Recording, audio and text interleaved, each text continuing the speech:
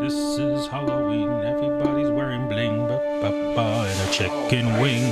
Oh, what's up, Brooks? What you got? I went shopping. I got candy. I got so much candy. You got us candy? No. Ow! I didn't get us candy. All right. I got candy for kids. It's Halloween's coming up. Oh, Halloween, the best time of the year. it is. It is. It is the best time of the year, especially for artists. Spookiest time of the year. For animators, it's the arts and crafts Yes. holiday. It's fall. It's time for fat guys like me to wear sweaters and finally feel comfortable and not sweat too much. Fat guys in flannel. Sexy fat guy Finally weather. on the streets. And we get to wear masks. That's hard. So this is good. Let me show you what I got here. All Okay. right. None of this cheapo candy, okay? I got good things like full bars of Oh, no bite size?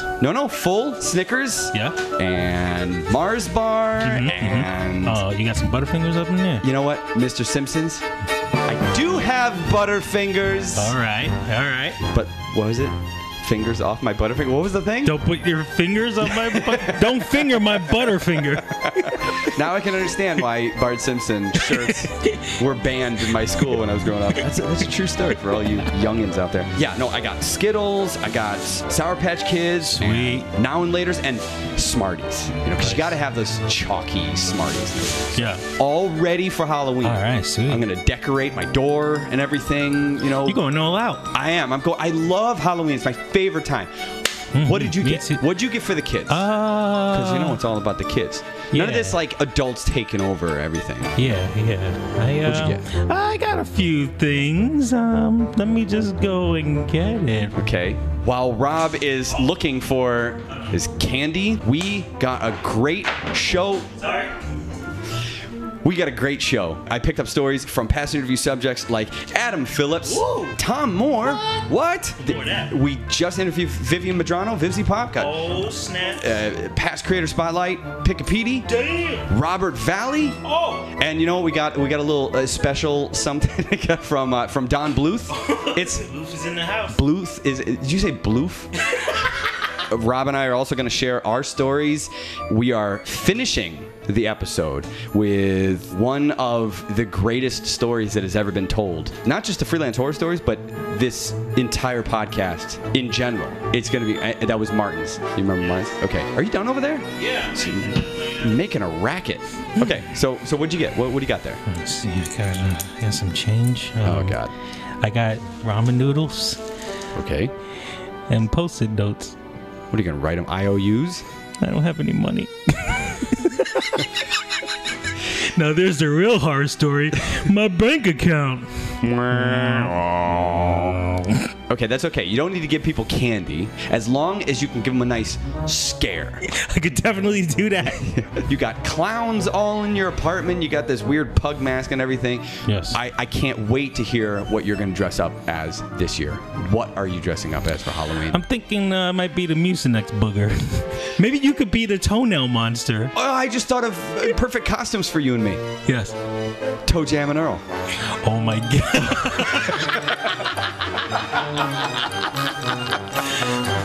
That is perfect. I have a boombox. Yeah. I can put that over my shoulder.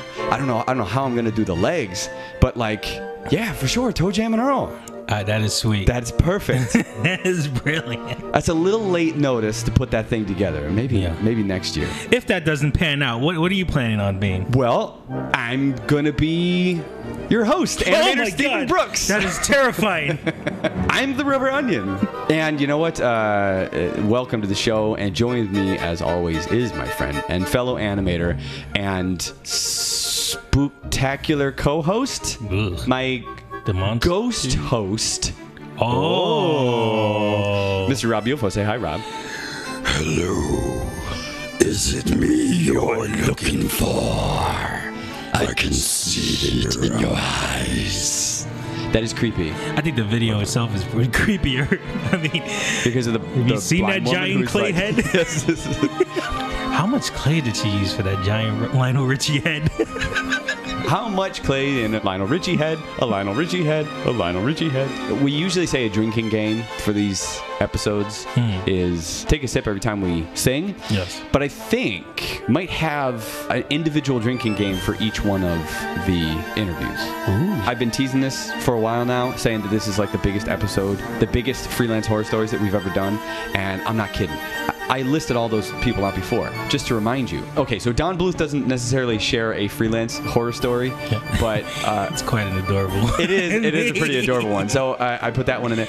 Tomm Moore, Adam Phillips, Robert Valley, VivziePop, Vivienne Medrano, Pikapetey, Peter J. Casey, you and me, Yes. and Martin. Oh, Martin. We'll get to that when we get into it, but I'm going to have to give some sort of... Because I'll leave that for the end, because I'm going to have to give some sort of disclaimer. Yes. About that story. It is. It is going to blow your mind. Among other things. Beware. So. Oh, and you know what? We might have a surprise question in the middle of the episode as well. Oh, yeah. man. Let's just get straight into the good stuff. I want to say welcome to episode 161. You know how I like my palindrome episode numbers. Indeed. Of the RubberOnion Animation Podcast. And this is Freelance and Horror Stories 3. What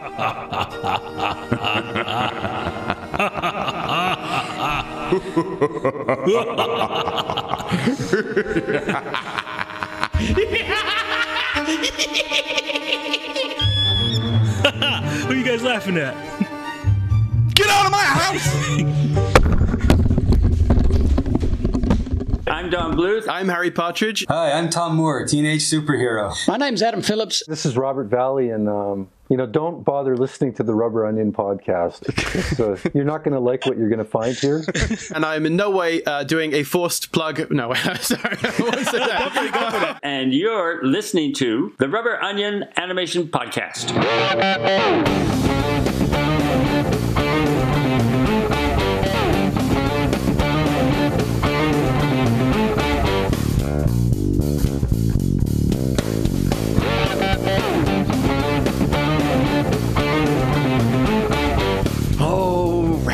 It is the best time of the year. Yes. The best month of the year, the best week of the year. Everything's perfect about it. Everything's perfect. What's your favorite part about Halloween? Watching all the Halloween stuff that's on the television. A lot of it is repeats, isn't it? I mean, there's not like a lot of new things that I can super look forward to. Yeah. We've talked before in previous episodes about like our favorite specials and things like that. Stuff that always gets shown on TV. Yeah. But I mean, we just watched The Simpsons. We talked about that last week. We watched The Simpsons Treehouse of Horror this year, and it was a little underwhelming. That's, I don't know. Becoming less and less of my tradition now. Well, that's the thing. Do you think that maybe, I don't know, kids are kind of missing out on that particular tradition? Because for us, it was something that you would watch the specials leading up to Halloween, and you would prepare your costume and everything, then you would go out and you would trick-or-treat, and then you'd come back and you'd catch a special that was on TV or something like that. You go out for like a second round of trick-or-treating or something, come back, and when you're going through the rest of the haul of your Halloween candy, it was later in the evening, which meant that that's when they were showing some other Halloween stuff. And if it were on like a Saturday night, for instance, you got your Are You Afraid of the Dark episode lined up perfectly with Halloween. Yeah. I don't know. I think it's different now because they have internet, and so we had no choice. It's funny the way you put that. They don't have the internet. You have internet. They have internet now, and we didn't have internet at the time. No, we did. Well, I mean, internet existed. Yeah. Well, I just. No, I know you didn't. I did. I had the dial-up, which was a horror story of its own right.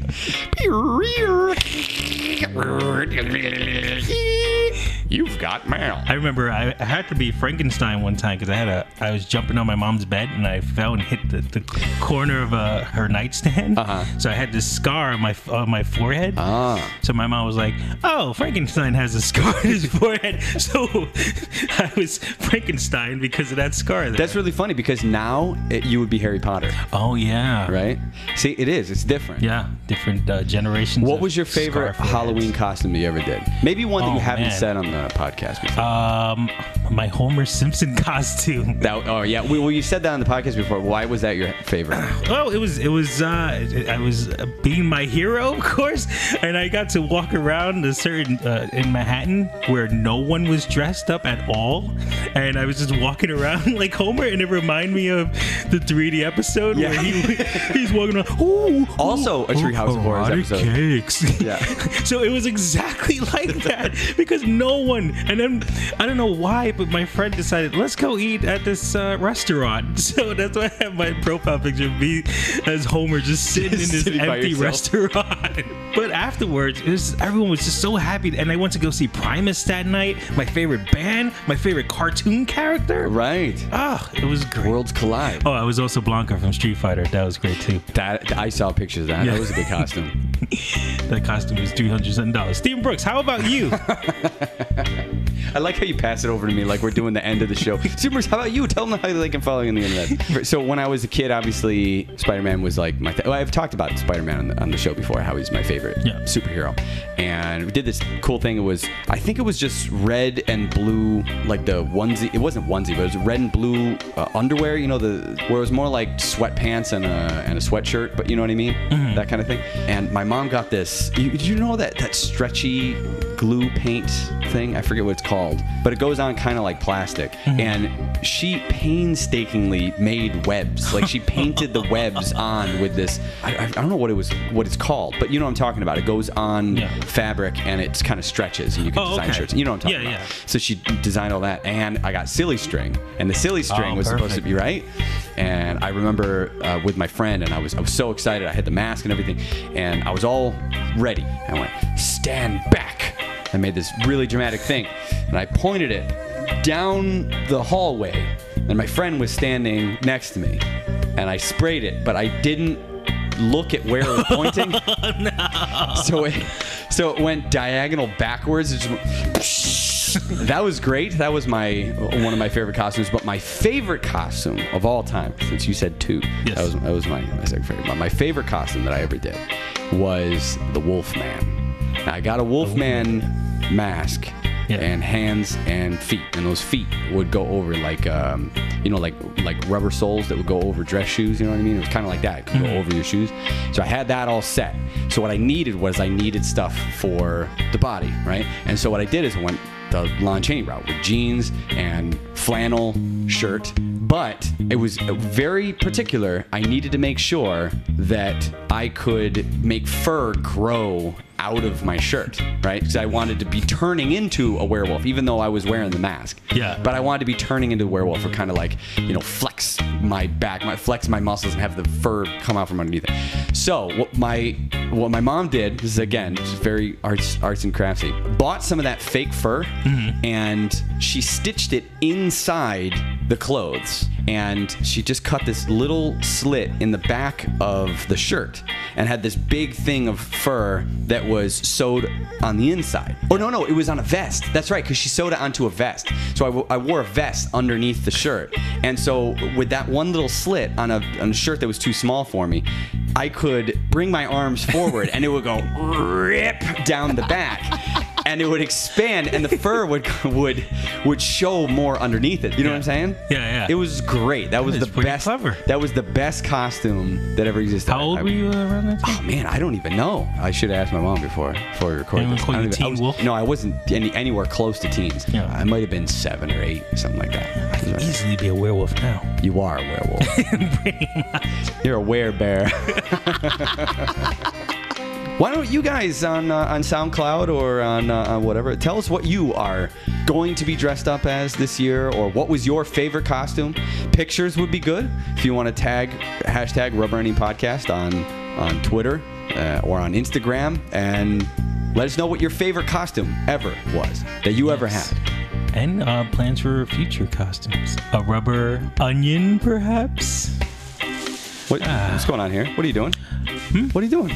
Just getting a little hungry here. I need That's the candy. That's the candy for the kids. Yeah. Is that for you? Fine. I won't eat any of it. Don't put it by your side. Just put it back in the bag. I hate kids. Gotta get my Butterfinger. Don't have a cow, man. We'll get the episode over with. All right? How about that? You happy now? We'll do that, and then I'll take you out to CVS, and I'll get you all the candy you want. All right? You good? Better be good candy. It'll be good candy.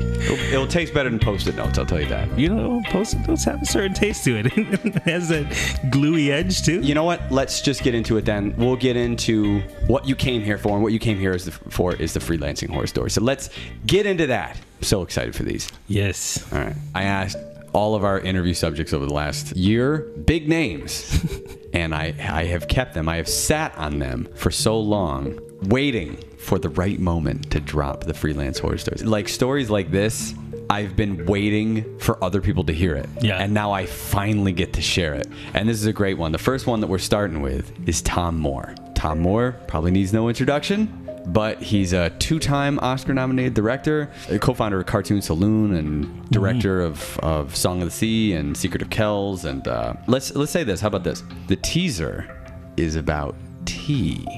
Oh. If you want to go back and listen to his episode, he was our interview subject for episode 125, and this is Tomm Moore's. Now, it's not freelance horror story exactly. That's usually the main theme. It usually is, yeah. But this one is his own studio horror story. Yes. It's a great one. Like the teaser. Yeah, you like it? Teaser. I like my puns. Yep. So this is Tomm Moore's horror story. Animation, I guess we should call it. Animation horror story. Enjoy. Every October we do the freelance horror stories. And it's our Halloween thing. And I was wondering if you had any to share. You know, we'll also give an opportunity to plug the fact that you'll be at CTNX again. Yeah, that's right. The animation horror story that I always remember is the one, I don't know if you've heard it before, about the time we had the flood in the studio. Have you heard that one? No, I haven't heard it. No. Okay, well, what happened was there was one Christmas, the water had been turned off. I think it was just because of the weather. It was really bad snow. I think it was 2010. We had tea bags and stuff in the sink, I think, over Christmas, and people had turned on the taps, but no water had come out. So when the water got turned back on over Christmas, it filled up the sink, and then it overflowed, and everyone was on their Christmas holidays. So when we came back the day after Christmas, I was on some deadline that I came in. The studio was flooded, and I was like freaking out, and we had to start bailing out, literally lift all the computers out of the water, and hope that none of them were fried, thankfully. But what was really scary was we realized at a certain point, as we were bailing out the upper level room, downstairs was the server room, when we weren't using cloud storage or anything at the time. So we were terrified that like the whole history of the studio had been destroyed by the water falling into the server room. So we rushed downstairs, and it's pretty amazing actually, because there was boxes and boxes of hand-drawn paper animation. That's what I was going to ask. From Secret of Kells, all stacked up, as it happened, stacked up around the server room, and it had soaked up all the water. And even if you look at the carpet in that room now, you can see where the water stops just at the door of the server room. So the hand-drawn animation saved the computers, which is kind of sort of beautifully symbolic.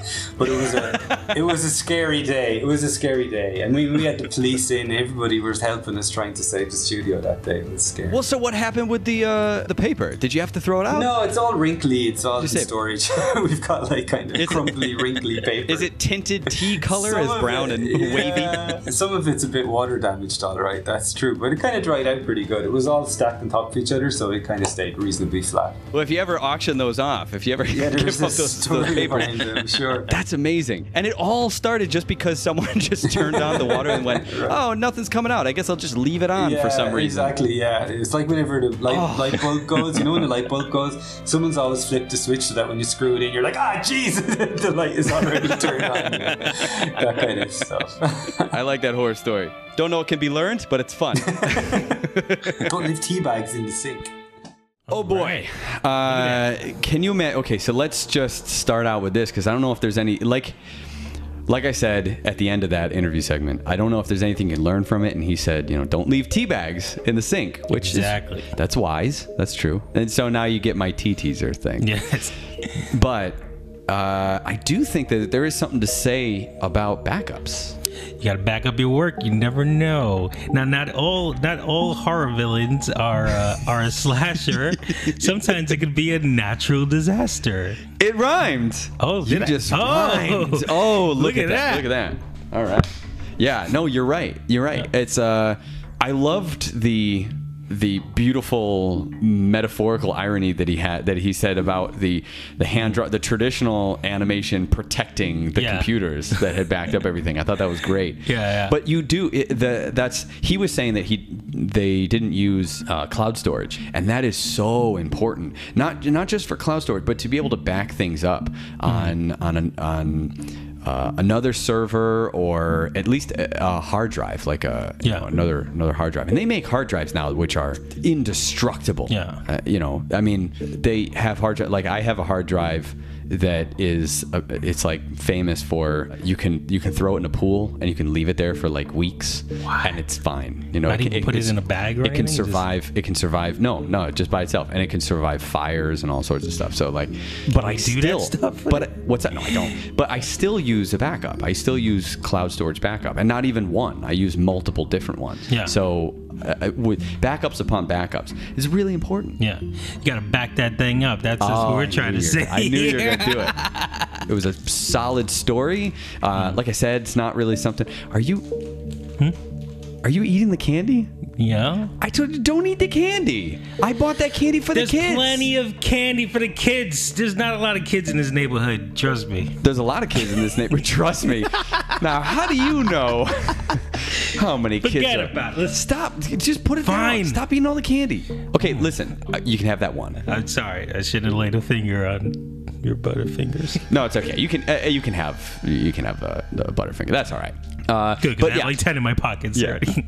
But solid story, and I really wanted to share that one. I kind of kept, because it's a great story to be also on the interview, but keeping it for now, I think he just kind of added something special. It was great. Yeah. And just to remind people, he is going to be at the CTN Animation Expo again this year. That was one of the things that we had talked about with promoting various things, and he will be there again this year. I'm not sure if he's going to be at the Manchester Animation Festival like he was last year, but he is going to be at the CTN Animation Expo, and I believe I am also this year, which is in a couple weeks, I think. It's coming up. It's coming up. Corner. So, great story. Yeah, so go meet him. Make sure everything's good with your sink, and make sure you back up all your stuff before you leave your house. I was gonna say, like, it might be funny to reference this podcast to go up and like bring him a bunch of tea bags, but then you don't want to be the guy who tea bags Tomm Moore. Stephen Brooks told us to teabag you.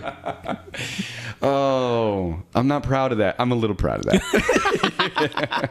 Now we have to move on. We have to keep this train rolling. Yes. I keep the ghost train. Ooh, I like it. Soul train? Unrested soul train? I thought that.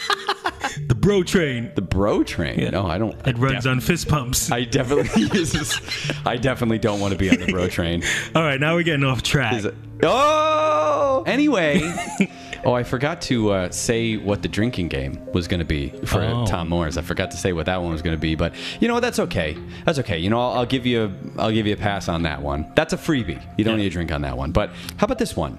Mr. Adam Phillips, who was our interview subject for episode 30, if you want to go back and listen to that one. Adam Phillips, you will know, is, I always pronounced it as Chluade, because I didn't know how to pronounce it. Yeah. But it's Clyde. Chluaid? Clyde? Yeah. I was so disappointed to learn. I thought it was some cool, like, that's just Clyde. It's good that you brought it to his attention and not just kept saying Chluade the whole time. Chluade, yeah. But he likes it. He likes the different pronunciation. But you will know him from his Brackenwood series. Now he is he's an animation director, right? On Bob's Burgers. But anyway, he works on Bob's Burgers in any case. Yeah. An animator from Australia, and you want to go back and listen to that interview. It was a great one where he gives a whole bunch of stuff. And this was a story that he shared with us, which you will find a lot of themes. And if I'm going with a drinking theme here, I'm going to say drink every time that he says DVD. It only happens really in the beginning. Yeah. But there's a lot of DVDs. There's a lot of times that he says that. And then I think what would be a good one also is to shift over after the DVDs is to start take a sip every time that we swear.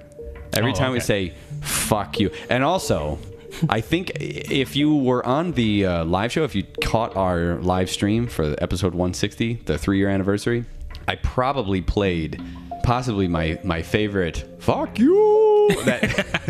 Listen for him saying that, because I was just editing that thing and I ended up playing it for myself over and over again. I just love the way fuck you. Anyway, so we want to give people a little teaser for this story. How about this story? Oh, what would be the tease? Oh boy, I guess the tease would be DVD. That would be the tease. Oh, but I'm trying to think of something else. Maybe something. Let's go horror themed. What's the horror theme for this one? Ooh. Okay, I read, like, let's say a Scooby-Doo episode. Someone seems like they're a decent person, and then at the end you pull that mask off, and the real villain is that's a good one. There, yeah. Would have gotten away for it too if it wasn't for that meddling Australian. Well, I guess the other guys are strong too. And DVDs. Yep. All right. So enjoy the freelance horror story. Kick my mic.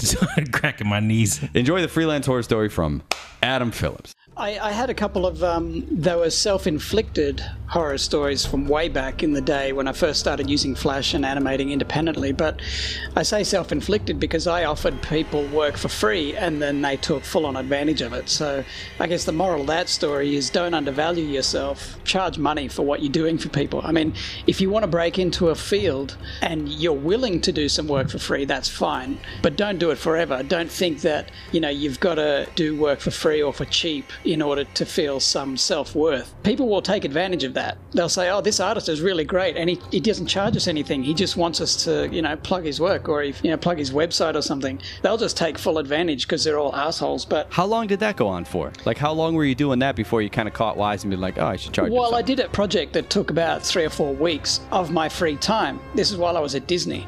There was a guy who was a local kind of filmmaker, and he was an old guy who was quite well known. DVD was actually new back then. It was a new kind of medium, and he wanted to promote DVD. He had this DVD kind of company he was starting up, so he wanted me to do this animated intro for a DVD corporate video he was doing that he could take around to corporations and talk about how great DVD is. So I did this animated intro.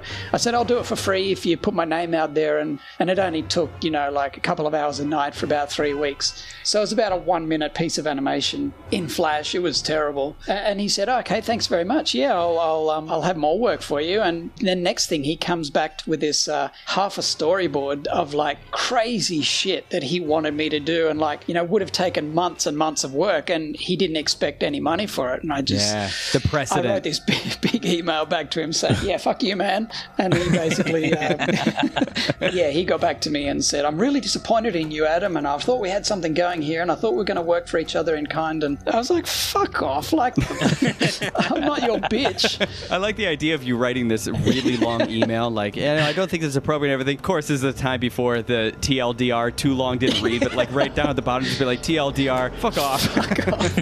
Fuck you.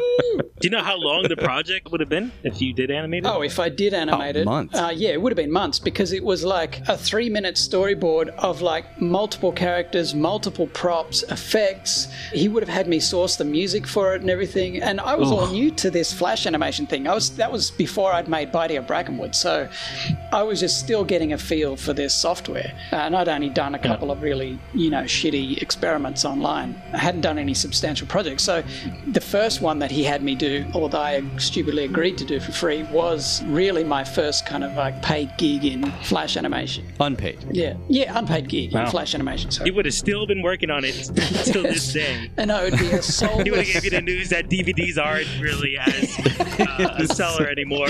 Yeah. It's like, I got news for you, kid. These DVDs. Yeah. No one's I'm gonna buying hit them. it big any day now.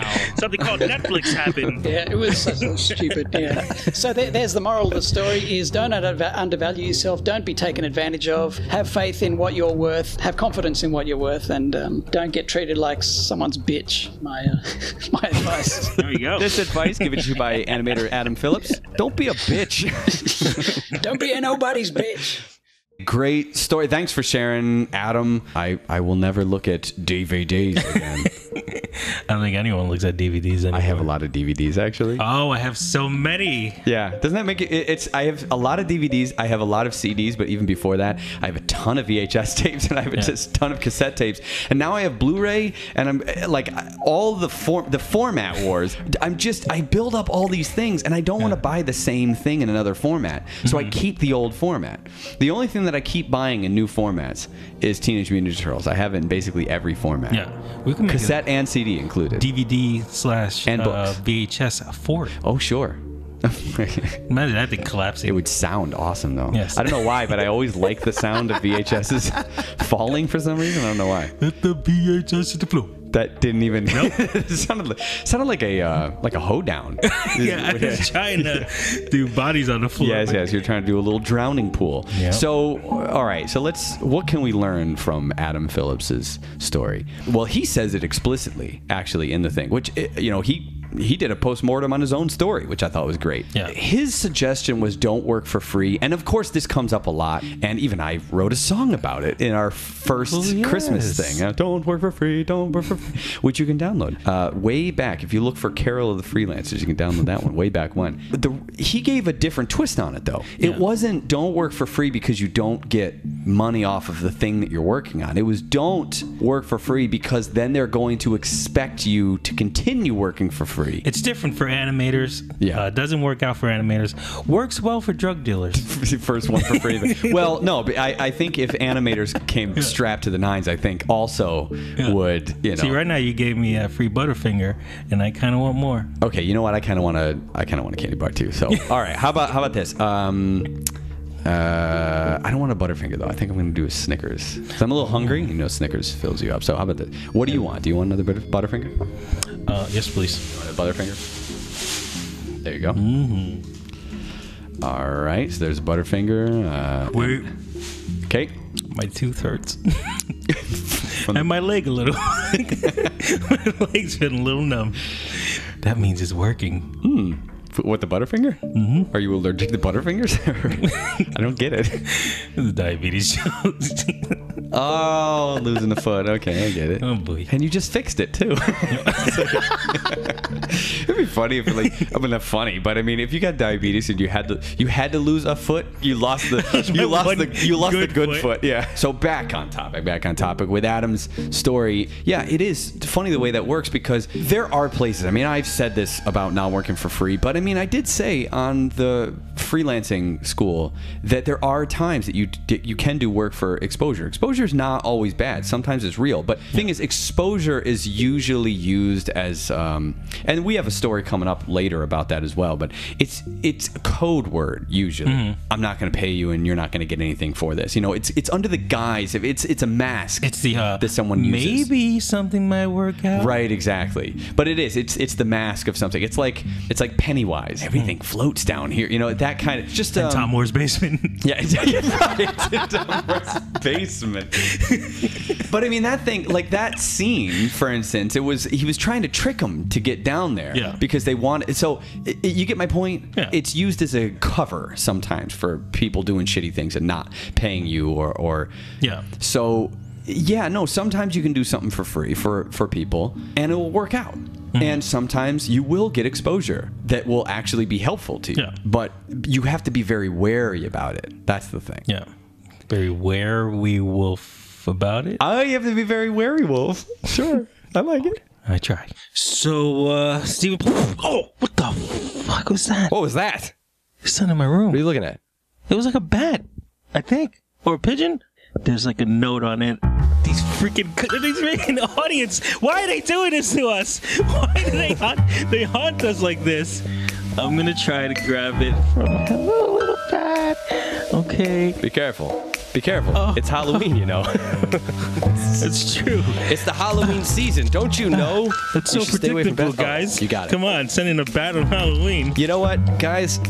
For Rob's safety, for Rob and my safety, please stop sending courier animals. You don't need to send courier animals. You don't need to send a courier bat. Definitely not vampire bat. That was excessive. Okay, that was completely out of line. But you could send us your questions in an email to questions@rubberonion.com, or you can hit me up on Twitter @rubberonion on Twitter and ask your questions there, and we'll read them out on the show. But you know what? Since you went through the effort, I guess we'll just placate you at this one point. Let's just let's just read the question now. Note here. Be careful. Be careful. Don't worry. I put I got a little bowl and I put it on top of the bat. So now he's trapped in the bowl. Sure. And then your mom comes in and he's leaving bowls everywhere and then picks it up. Go ahead. What's the question? Read the question out. This is a very spectacular question. Well, who's it from? Oh, this is from Chris McEwan. And what's it say? Do you ever get worried about werewolves, or perhaps you may be one without knowing? I am a very hairy fellow. It's true. You're a bit more bear hairy than werewolf hairy. Very, very white. Scary berry. Scary hairy berry. Spooky hairy berry. Ahoo! Werewolves in London. I think living in New York, there's lots of other. I think a werewolf would be refreshing, actually, to see. Like, oh, okay, great. It's not a murderous junkie. So I think it'll be interesting. As far as thinking I am one, I don't know. Friday night I go out. I always wake up nude in the field, covered in blood. But that's mostly because I am a drunk. So I don't know. A drunk werewolf. A werewolf. A drunk wolf. I'll get a blue moon, not a full moon, please. A drunk, where are my pants, wolf? My answer to the question is very simple. Even a man who is pure in heart and says his prayers by night may become a wolf when the wolfbane blooms and the autumn moon is bright. And since I am dead, I can take off my head. And precise baker. I forget the rest. Yeah. Little Nightmare Before Christmas. Well done. For man. See, I was doing the Wolfbane poem from the original Wolfman. Oh. And you just went completely off the rails. No, mine was a great reference, and yours was just some hacky hot topic thing. No, I love Nightmare on Elm Street. Actually, Nightmare on Elm Street, I almost said. I love Nightmare Before Christmas. Nightmare Before Christmas. We actually did a rubbering viewing party on Nightmare. Yeah. All right. Well, thanks for the question, Mr. Chris McEwan. But you know what? It's completely unnecessary. I'm shocked that you got the animal bat. You don't need to send a vampire bat in order to send us messages. You can just send your questions to me by email at questions@rubberonion.com, or send me a message on Twitter @rubberonion. And we'll read them out on the show and give you answers, even though this question had nothing to do with the animation. It's all right. Werewolves. Oh, look, a bowl. Finally, son, put my cereal in. Oh, God. Whoa. Oh, Rob. I need a place to crash, man. I can't. There's a bat in my room. I need to move out of my house. You can stay in the guest room. All right. So, you know what? We had some quick stories there. What I think, let's see, Tomm's and Adam's, they were maybe three minutes each, right? Mm-hmm. Now we get into the long form stuff. These stories I really enjoy. It's like a movie, that you watch. Previous Creator Spotlight interview subject, Mr. Peter J. Casey, Pikapetey on the internet. Yeah, exactly. Well, he introduces himself, in the thing. So yeah. Now, what would be the teaser for this one? And horror theme. I know what it is. I know what it'd be. Shot 5. Ooh. Okay, so what's the drinking game then? Every time something goes wrong? Oh no, that's too much. Maybe every time he references ponies. Okay. Yeah. How about that? Or maybe not references. Maybe he has to explicitly say something. Yeah. Now, as far as horror themed. By the way, I just have to say he was on episode 135. So if you see you see a pattern here: Tomm Moore 125, Adam Phillips 130, Peter J. Casey 135. I don't know if we're continuing down that way, but it's just working out that way. Now, as far as horror themed, I would say this is maybe. Oh, to me, it's a curse. It's definitely a curse. Oh, it's definitely a curse. It's The Grudge. That's what it is. Yeah. Or maybe another movie, So another movie actually gets referenced later on in the story. Oh, yeah. Yeah. Interesting. I like this. I like this kind of previewing thing. Yeah. I think it's good. All right. So let's just get into it. We'll let Petey lay the groundwork and walk you through this whole story because it goes all over the place. Here is Peter J. Casey with his freelancing horror story. I go by the internet alias Pikapetey. I do 2D animation shorts online, and my current job is a director of animation for a VR studio. Yeah, when we did the Creator Spotlight, we talked all about virtual reality, which this recording is like directly after that. So I'm referring to it like it was months ago, because when people listen to it, this will be months ago. So I asked you, as I asked a lot of people, if they have, just a horrible experience, just a freelance horror story, an experience that they had that is very uncomfortable that someone can learn from, and you had a fantastic story. Yes, has to do with ponies, health issues, job opportunities, yes, and murder. No, I don't know. Well, it came very close to murder. Okay, freelance horror story. Woo! It started off because the pony community had a whole bunch of conventions, and they try to outcompete each other with the biggest, best convention that they can possibly manage. It's because it's the biggest party. It became a thing where they have an opening ceremonies animation, and I knew that one of the conventions was going to have an opening ceremonies animation that was for a My Little Pony convention. Yeah, for My Little Pony convention. Yeah. And it was a 3.5-minute Broadway-style musical.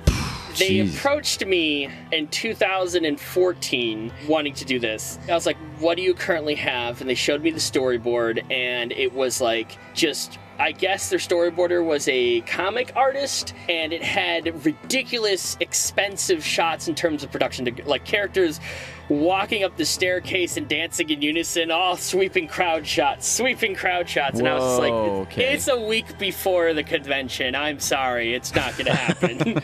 So they're like, oh, okay. They scrapped it. Then I knew they were going to start up production on next year, and a friend came to me and said, hey, we could really, need your help with this. Like, we got a team together. And I'm just like, okay. I'm only storyboarding your film, and if you follow the storyboard, you might have a chance of getting it done.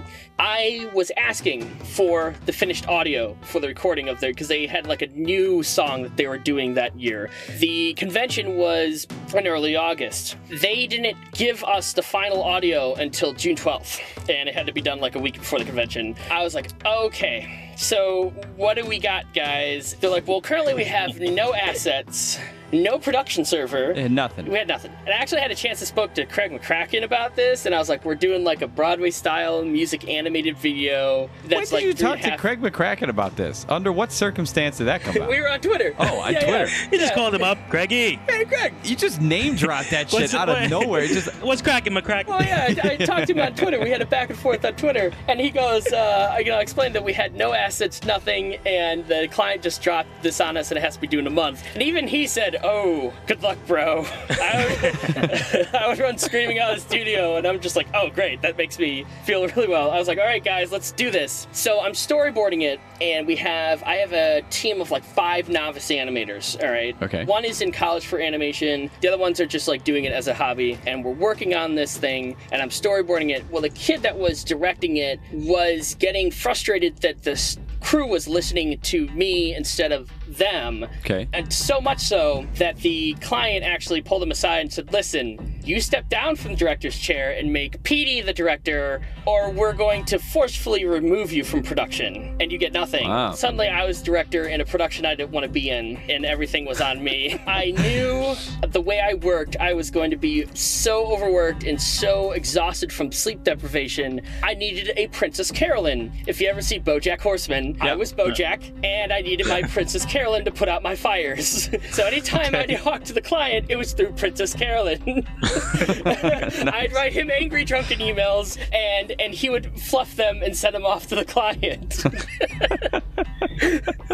So that was smart That's an move. amazing reference. Now forever, Yeah. whenever I need that type of situation or whenever I am that person, don't worry, I'll Princess Caroline it for you. Yeah, Princess Caroline. So this is where things got weird. I stayed up for 48 hours dishing out the storyboard, the shot folders, and everything all at once, and I dumped it on the production team. I'm like, I gotta sleep for 2 days, and I just pass out. While in production, an animator that was working on shot 5 came on one day and said, I have to leave production.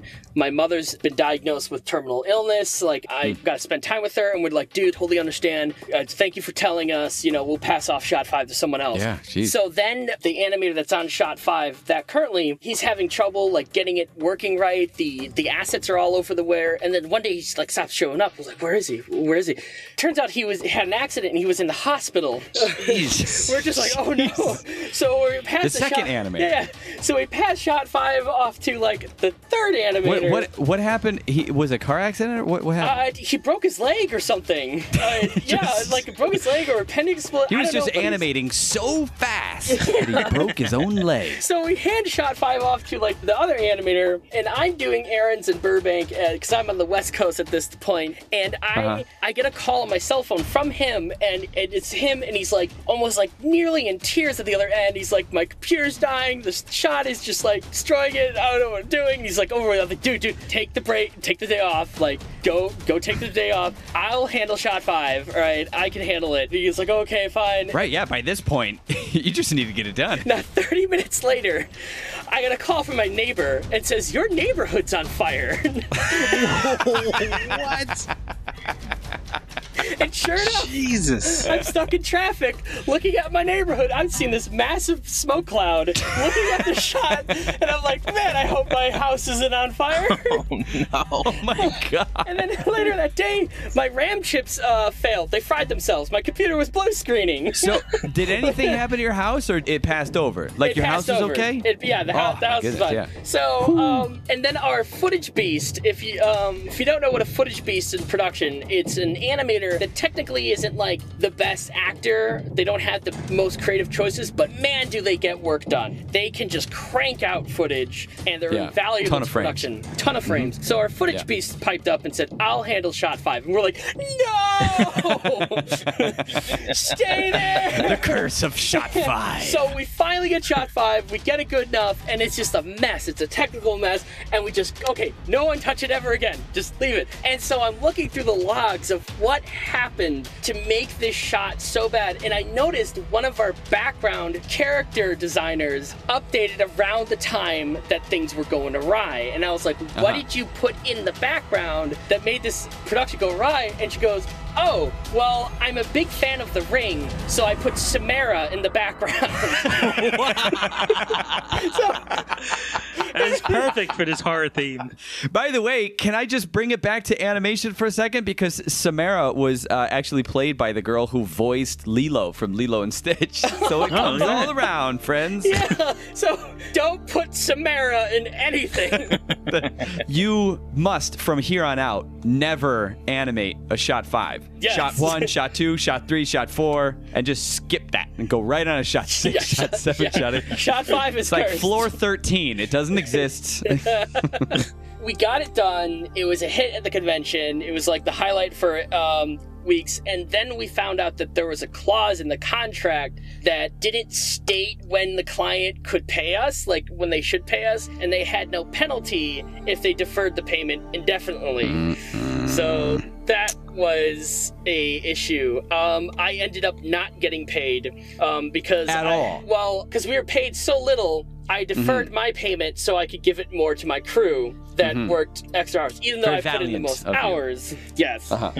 So the success story for that, I was unaware that a former client from 2008 that I did an apps game for was watching me during this production and could see how I could handle this type of stress and this type of organization. How exactly were they watching you? Because so far we're getting shot 5, we're getting Samara, they just want to know What level of watching am I? I don't know. They never said.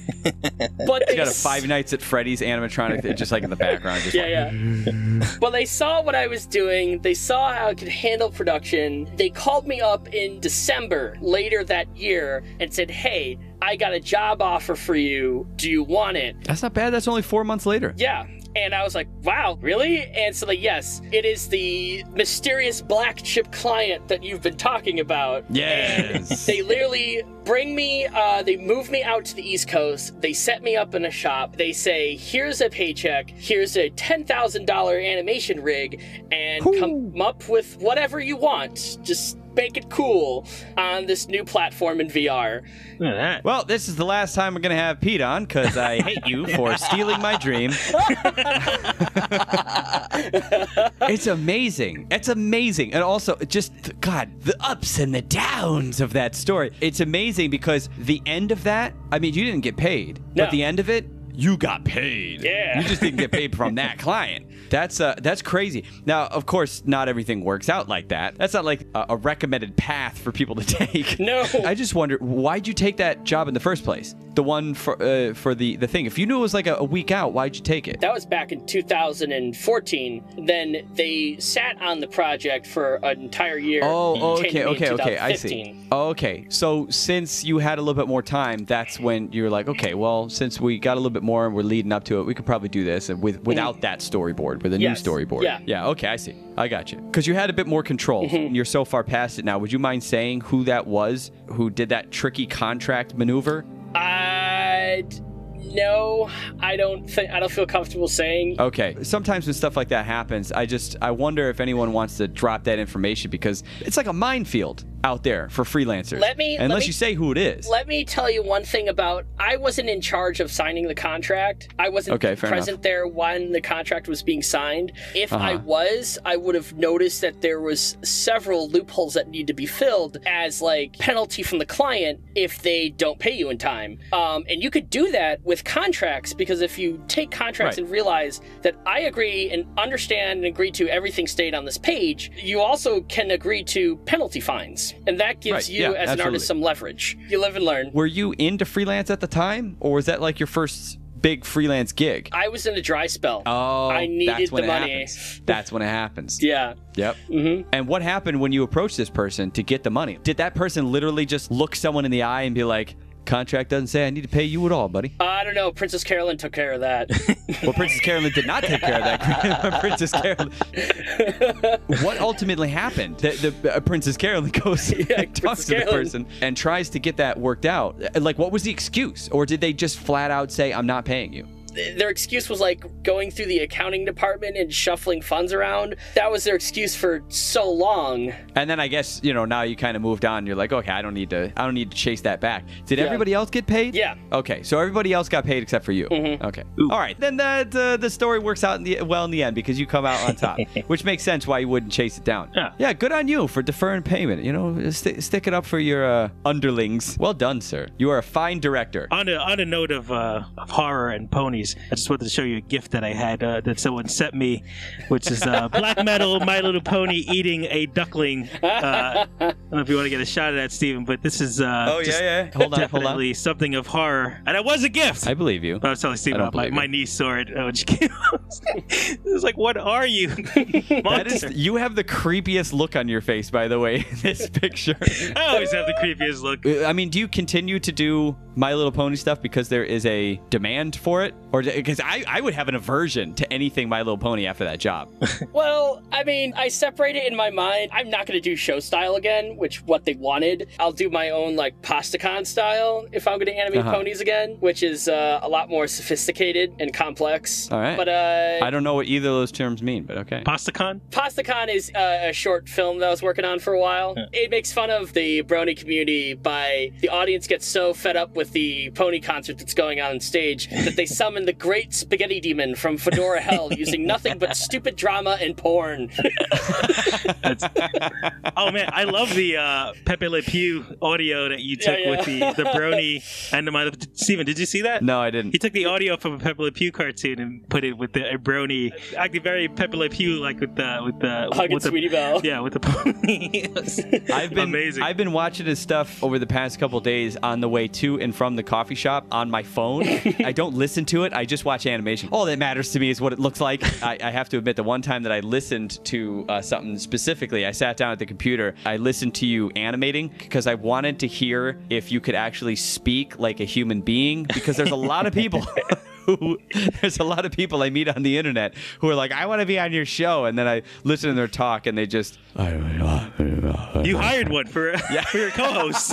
Okay, now now that we're back, now that we heard that, what I wanted to say before we started is that it had a happy ending. Yeah. And you know what? We don't get a ton of those, especially in these, because it's mostly like, oh, I learned that I shouldn't do that, and I mean, usually horror themed in general. Right, for sure. You think everything's gonna work out, but then something comes lurking from the shadows, almost like Jason Voorhees jumping out of that water and grabbing the girl which was very shocking because it wasn't Jason in the first movie, but Jason was in the first movie, but we just don't know. Was it an imagination? Was it, because I think it was supposed to be kind of this thing, but or like Freddy's hand coming through the window to grab the blow up doll of a mom through the door window at the end of Nightmare on Elm Street.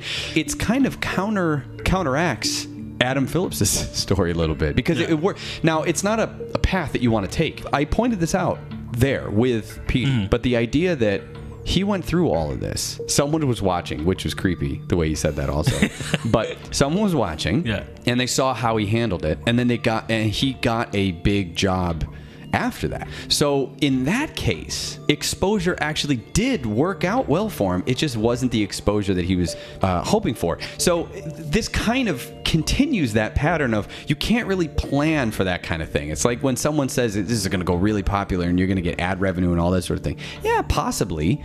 But you can't really plan for that. We want to make a viral video. Okay, maybe it'll go viral, but you can't really plan for that. It will or it will not. Unless you have the passion for it and you feel like, wow, this really, if you're on board with That's exactly right.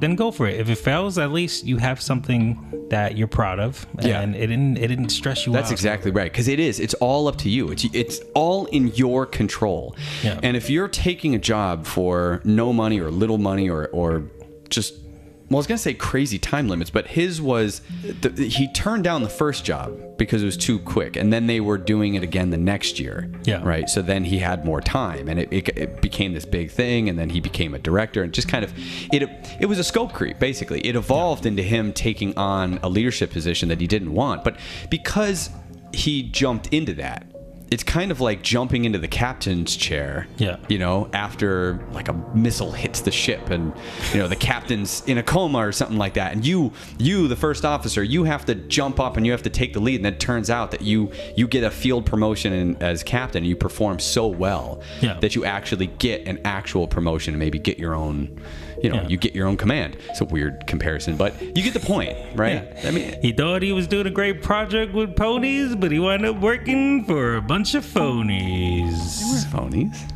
I know that it was a rhyme, but they weren't phonies. They were all right. I'm full of baloney. It's so funny because we did say that in the Creator Spotlight thing, I think, was that he was doing something, he was doing fan animation stuff with ponies, like My Little Pony. Yeah. And that ended up getting him attention to get him this huge job in VR. Yeah. Which continues to grow. Mm-hmm. And he's doing kind of really big things with it. Yeah, so if you kind of dissect it a little bit, essentially what happened was he's in this fandom, he's in this community. He just took slight agreements. Okay, I'll do this. Okay, we'll do this. Okay, we'll do this. Just a little bit. And there just happened to be that one shot which just disrupted everything. And it also is important to point out that sometimes that stuff can happen. It's about planning for the unplannable, right? Yeah. Because you can't plan for something like getting a job after the project, right? The fact that they didn't pay is just so shitty. Yeah. And we just gotta shift some things around and everything. But you know, he paid his crew, and that's good, and he got a job afterward, and that's also good. But I think the thing is, maybe if that shot 5 hadn't happened, everything would have been fine. It would have gone through with the project, still wouldn't have gotten paid. The payment issue was a separate issue. But the difficulty through it is that it took so long and it was so hard. It was an unexpected problem came up. You can't figure on that. So even as freelancers or anything, you have to factor in something going bad, because that's something you do a lot, is you will quote, under ideal conditions, I can get it done this quickly, which means I will charge this amount, which is a horrible, horrible idea, because it never goes ideal. I underestimate this myself. I go, I picture it as a montage. Well, no, you overestimate yourself. Oh, okay, yeah. You overestimate your... No, I wouldn't even say that. I think it's just, if you had complete creative control and it was for you and nothing went wrong, that is how you quote how quickly you can possibly get it done. When you shouldn't. And in my mind, there's never any turnarounds. Right. Like, now, you shouldn't quote for the hardest thing ever. But what you have to do is you have to prorate just a little bit. You have to quote up a bit, because what you're dealing with other people, number one. If you have to hire other people, you have to quote more, because you're going to be dealing with those other people also. So now you're dealing with a client, you're also dealing with subcontractors. Then you also have to quote just a little bit higher for the idea that something is going to go wrong. Something's going to be, bad. And then quote just a little bit more for fixes, for changes. That still comes way under studio. And keep in mind, you also have to quote for taxes. You have to quote to go above taxes. So a good way to do that is just to kind of quote how much you would like to take home and all that sort of thing. Quote for everything, and then bump it up by what your annual estimated taxes will be, which gives you kind of an odd number. There's a lot of factors that go into it. Who's going to see it? How much money they have for their budget? What do they think about the way that they treat their creatives? There might be a mission statement for they won't pay their creatives under a certain amount. I actually had I quoted someone a project once, and they said, "Well, that's actually under what we like to charge for a project of this. So we'll charge you the minimum what we like to charge," which was more than I had quoted. I'm like, oh, that's great. Now, that was early on in my career, obviously. Yeah. But you run into people like that every once in a while. It's not common. Yeah. But maybe it's just part of their mission statement. It's just what there they want are to do. good freelancers in this. Clients. Why do I always get those two confused? I don't know. There are good clients in this world. That's true. So anyway, thanks, Petey, for sharing that epic story. And also, I compared it to The Grudge. Yeah. But it was Samara from The Ring.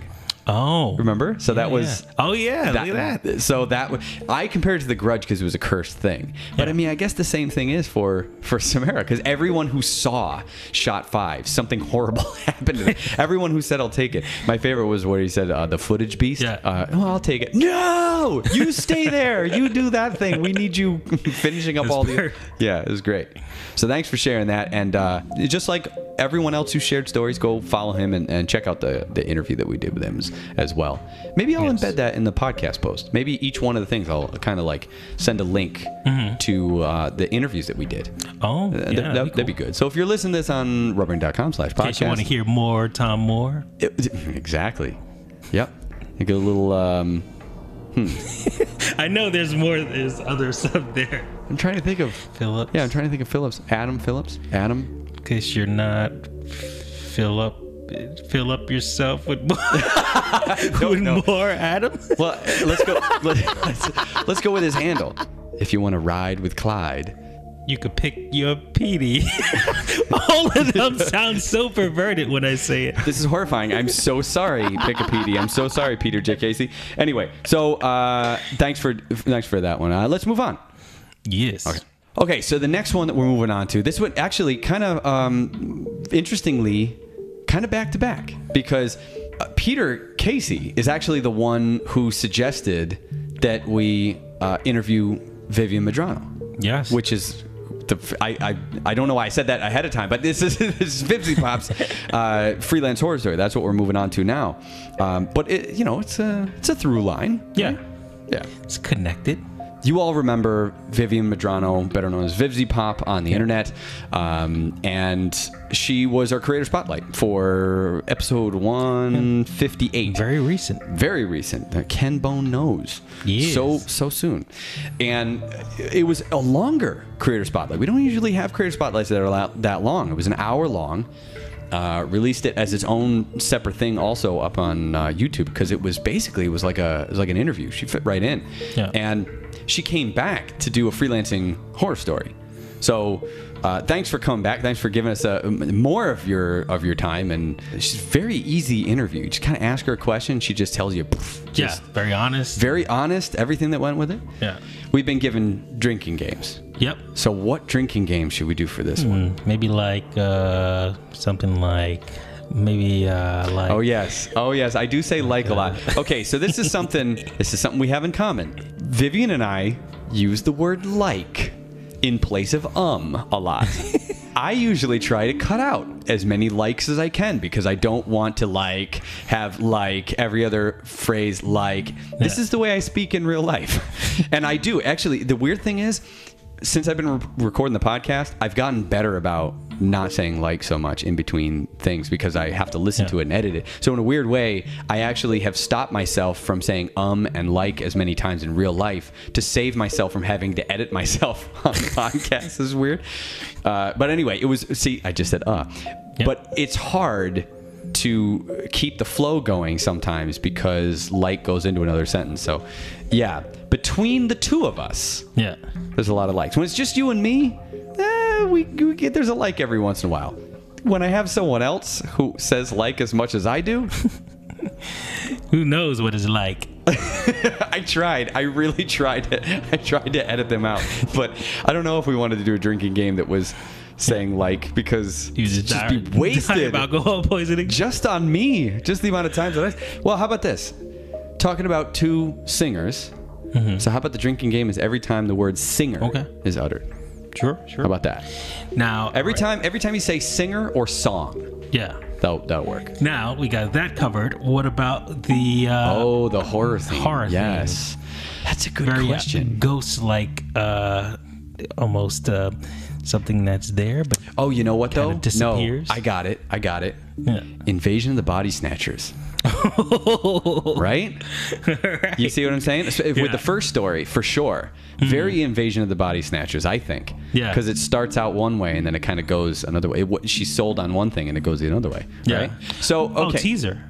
Oh, yes, the teaser. That's right. Yeah, that is a thing. Boy, we're doing a lot of stuff here. Okay, how about a teaser? All right, so let's do a teaser. What would the teaser be? What would the teaser be? There is a phrase that is uttered about halfway through this story that I think nails the very definition of what the freelance horror stories are all about. And you remember? Okay. It was on the internet, ... Yeah. So maybe that's the teaser. Yeah. Wait for the moment she says, I do repeat it afterward and I point it out. But there's a point where she goes, I guess on the internet, and then ... It's easy, blah, blah. You remember? Yeah. Yeah. That pretty much sums up everything. Okay. I guess you could also say exposure is another teaser. All right. I'm good with it. Okay. So now we're going to listen to the freelance horror story. And there are two freelance horror stories from Vivienne Medrano, better known as VivziePop, who's our creator spotlight on episode 158. Okay. Enjoy. When I graduated SVA, I animated the Kesha song Die Young, and so immediately after that I got approached by a lot of musicians asking for music videos, and I still get contacted by musicians asking music videos, and a lot of them are asking like, oh, what are your rates and stuff, and I've just given up responding because my rates are always too high for it. Indie artists and things like that. Yeah, but that's because of all this stuff I'm about to say. So when I first finished that film, it was really exciting to be getting all this attention, and I got approached by a musician, and that was really cool to me because she was like a singer herself. Like, it wasn't people reaching out on behalf of them. A lot of people who would contact me were like kind of like rap artists, artists or like hip hop artists, and that's not really the music that I do. But this girl, you know, she was a female singer. I was kind of starstruck. I had never heard of her before, but it was like, oh my gosh, the singer reaching out to me, and she just did it right. She like complimented it and you know, was like, oh my God, I'd be so honored if you made a music video, like, you know, and at that point in time, that was a big deal for me. So I kind of got starry-eyed and excited, got contacted for her by her people and stuff. But what was weird to me was that, like, she didn't have any music out and anything. She had, like, covers and stuff, but, like, not actual music. So she was like, oh, well, this is going to be my breakout single. And I was like, okay, that's cool. So I got really excited. I don't have a series right now, but I have a really great idea. Yeah, like, this is after she turned down Busta Rhymes and, and Kanye West. Like, looking back on it, I don't know why I got tricked into it, but, you know, I guess something about it seemed pretty legit. And at that point, I hadn't had as many people reach out as I have now, but she seemed promising and everything, and the people seemed legit. So they gave me like a month and a half to make a 4-minute music video, and I was like, okay. By yourself? Like, yeah, by myself, from start to finish, like color, everything, and I did it. I don't know how I did it, but I did it. It looks like crap, but it looks, you know, it's done. And wait, is that on your channel right now? No, because I haven't released it because. So this is the rest of the story. Okay. So, sorry. I didn't mean to jump the gun. I was just wondering if I seen it. I might though soon. Like somebody told me to just post it, but I'm worried about getting into legal trouble if I do because I don't own the song. But I could release the animation. But anyway, what they, you know, I did this music video in this time frame, and then they're like, okay, so we're not going to pay you. We're going to pay you in basically exposure. They were like, when the video goes out, it's going to be her first single, so you'll get all the ad revenue and like you'll get a cut of the merchandising. And I was just like, okay, that merch makes percentage, sense, right? And and then they never released the video. It's been 2 years. Like I don't want to name her because I don't want to call her out. Because, you know, I'm sure she's nice, whatever. But she's always posting, like, the most bull crap stuff on Twitter. Like, oh, I love you guys. I love my fans. And that's probably true. But, like, it's so fake to me. Because it's just like, she's like, oh, I'll have music. I'm like, no, you won't. It's been 2 years. You have this thing ready to go that I wasted my time on. Full color, you know, and like it's not a bad song. Like it's not really my favorite song, but you know, it's a legit song. Just put it out. I don't know. I don't know how the music industry works. There could be a lot of stuff, but you know, the last thing I heard were a year ago, maybe longer. The manager was like, "We love it. We can't wait to release it. Right now, we're working on remastering the song, and then we'll give you the revised song. And we'll have you re-export it." And I was just like, "What?" I don't know. It was all a mess. It was all a lie. And I probably should release it because I spent time on it. Something. Did you have to come up with like story points for the thing? They just gave me the song and I came up with everything. And did they have any notes on it? Like when you sent in the animatic or whatever? No, they were happy with it. Like they were happy with what I came up with. The only rule was that the characters had to look like the singer and the other, it was like a duet. And like it's a cute song. It's a song about like long distance relationships, love, I guess. Okay. And so it was like a very cute thing. And I'm not super proud of the video because I did it so fast, but there's parts of it that don't look terrible. There's parts of it I put in my reel, you know, because the singer, again, I'm sure she's nice, but like, I think she like unfollowed me too. Like she was following me on Twitter. What? She messaged me on Twitter and all this stuff. And then she unfollowed me and she's still tweeting all this stupid dumb shit. It's so fake. It's like the same thing every day. Good morning, lovelies. I love you. Like, I'm like, you're not even a real person. You're like a robot. I don't know. She's not going to be successful doing that shit. She's not going to be successful doing the shit like she's like a Teddy Ruxpin on Twitter, just kind of repeating. And like she's not even releasing any of this music that she's apparently working on. Like I don't know. I don't want to. I don't know. I feel like I'm shit talking. Anyway. Well, okay. A couple things. You did a bunch of work for her music for deferred payment, and she hasn't even released it. 2 years later, she unfollowed you, and there is no information about it. Plus, they contacted you later on and said, "Hey, we're revamping, remastering the song." So could you re-export this thing that you did for us a while ago and we gave you no information on? Yeah, like that's the main thing that I think I'm angry about with this job, and it's the reason I don't really feel that bad saying things is because like It was just so fake. They literally used me. They came in, took advantage of a starry-eyed, excited person, Right. got free work, and now they're gone, you know? It's a weird thing because they got the free work, but they didn't actually use it, which is a weird... That's what's strange, That's a strange to me. thing. It was literally a waste of time. So that's why I might release it. I don't know if I'll take the song out or not. It's not like it'll get flagged because it's not out, but I don't know if they'd have a case against me if I did. I'm curious, you had this through email, or did you have a contract or anything like that, or what? I don't really think there was a contract. I mean, it's so long it was ago. just- I think But it was through email. Yeah. Like as long as the emails say something along the lines of, we want you to do this for this return and things like that. And if they at any point say, we'll probably release it in blah, blah, blah, blah, blah, then you're probably golden. There's an implied release date. Yeah. So you should be protected to be able to upload it. Maybe. I also thought about doing was like finding a really crappy kazoo song and just putting that to it and just being like, sorry, I can't play the actual song, but this is better anyway. And that's so It'd be mean. amazing Oh, no. if you listen to the song, you get a kazoo, and you replicate the song, like you have it on your headphones. Or do like a really crappy cover of it. Like That'd be myself. That would be funny. Yeah, like we'll see. It's not like I'll be releasing this masterpiece. Right. But it's something. It's something. I mean, Yeah. you know, I don't know. The other one was like, it sucks because it was a better song. I liked the song a lot more. I liked the character a lot more, and they released it. But it was even worse in terms of the work. I did get paid for that one though. I only got paid $1,200 for that one, which is For how nothing. It was a 3-minute music video, and I only had 20 days. So, Jesus, that's so, a crunch. Yeah, it ended up being majority illustration. Sure. It wasn't even animation. I didn't have time to animate it. So what I did was I did illustrations, and then I did After Effects animation of like Oh, the wait a moving second. kind Is of. that one up on your channel? Yeah, that one. Okay, that one I saw that have one. on my channel. In the My Animation playlist, Yes, right? yeah, so- yeah, I saw that one. So that one I'm not as bitter about because at least I Right. got paid and it was a much better song. But I wish that I'd been able to do something better with it. Right. And that one was kind of tricky. When I immediately saw like the cover art, it kind of looks like clip art of like of the singer.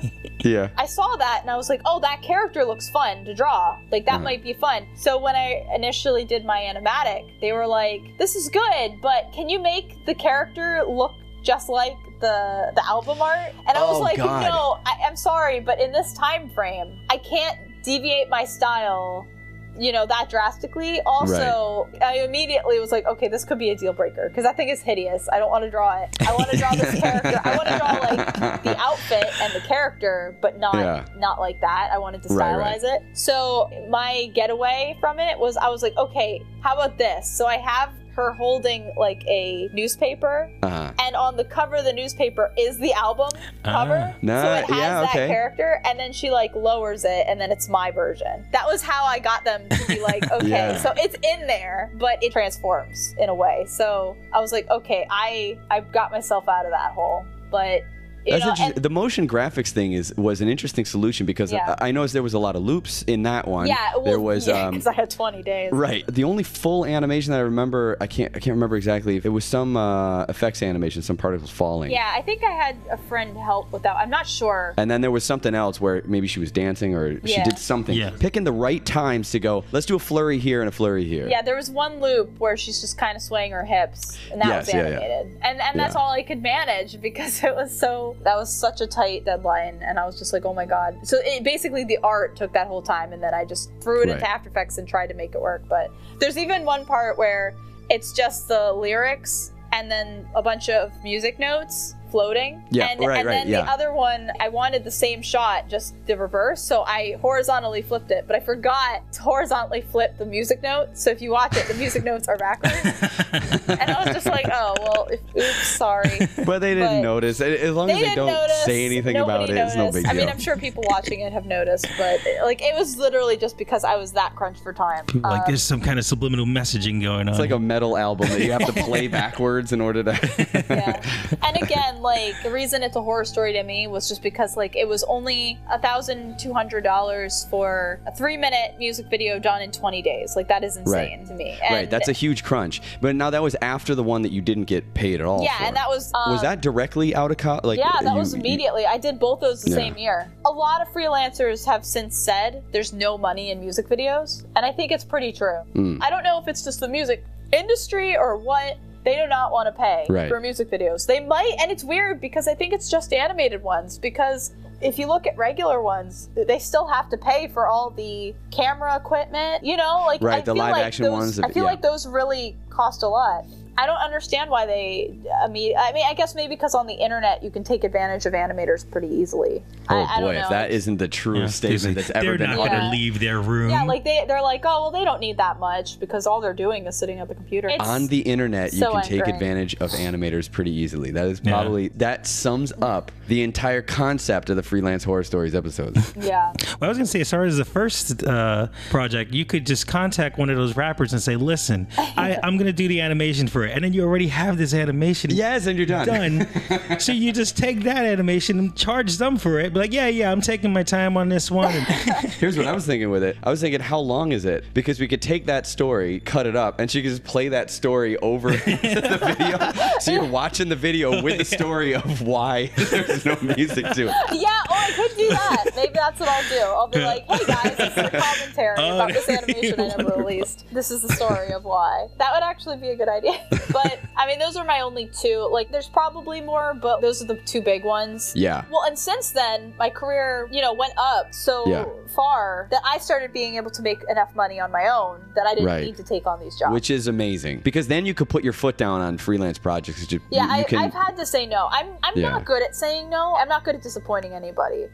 So when I hear an opportunity sound really good, I don't want to turn it down. But I've kind of had to. I've kind of had to be like, I'm really sorry, I can't do your music video. I can't do this. What was that transition like? Like, how were you able to go from someone who just, like you said, starry-eyed, that just wanted to take this opportunity and things that just sounded well, to being able to, just a couple years later, being able to look at something and go, I don't think that this is going to work out very well for me, and finding a way to turn that down that wasn't out of character for you? Because I think there's a lot of people who have trouble with that. Well, unfortunately, I kind of got too bogged down. Like, I don't really have anybody helping me with emails, or I don't have like a lot of good organization. So sometimes I just don't respond. I know that's terrible. The Rob Yulfo solution. I kind of do that thing where I'll look at it and I'll be like, oh, maybe I'll think about this later. But then that later never comes, and then I forget about it. And sometimes I come back to it later and I'm like, oh yeah, didn't somebody want me to do a music video? Well, I couldn't anyway.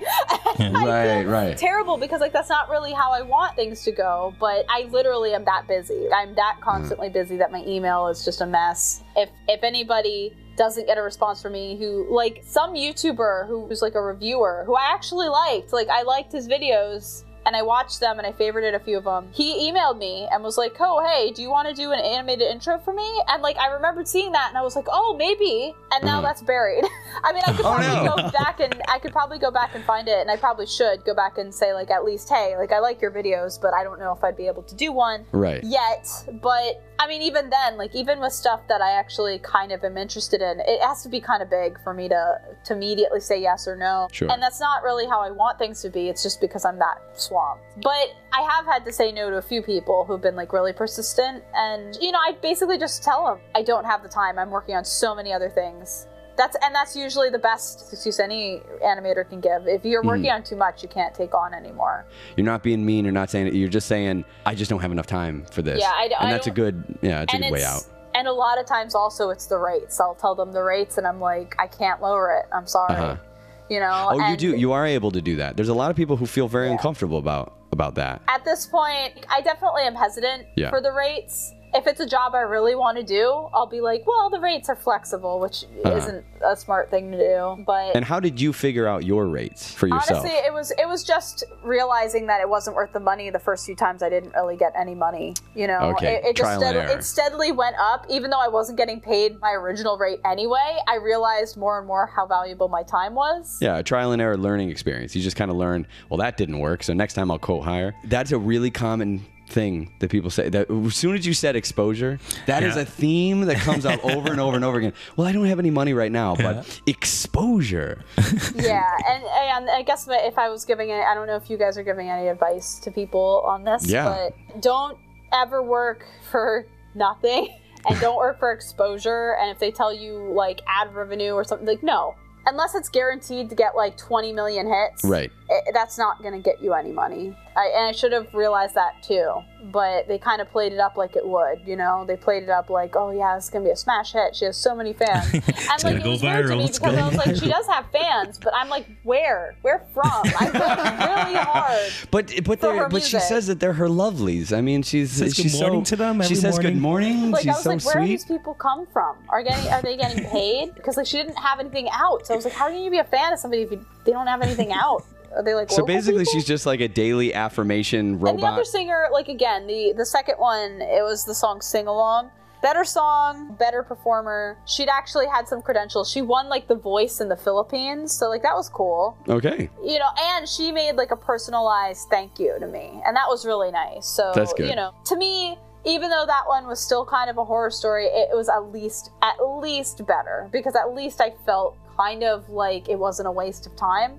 But in the end, it kind of was, because I didn't get anything from that. I didn't get a lot of money. I didn't get very much publicity. You know, I probably did more to boost their popularity than they did for me. Yeah. You got to know your worth in this game, I guess. You know, if you're bigger than the person, then exposure's not going to do anything. Right. And then even then, like, make sure that you're getting like paid for your time, or the deadline is fair, because you know you don't want to kill yourself for 20 days for you know something that's not worth it. This just in from Vivienne Medrano. Got to get that cheddar.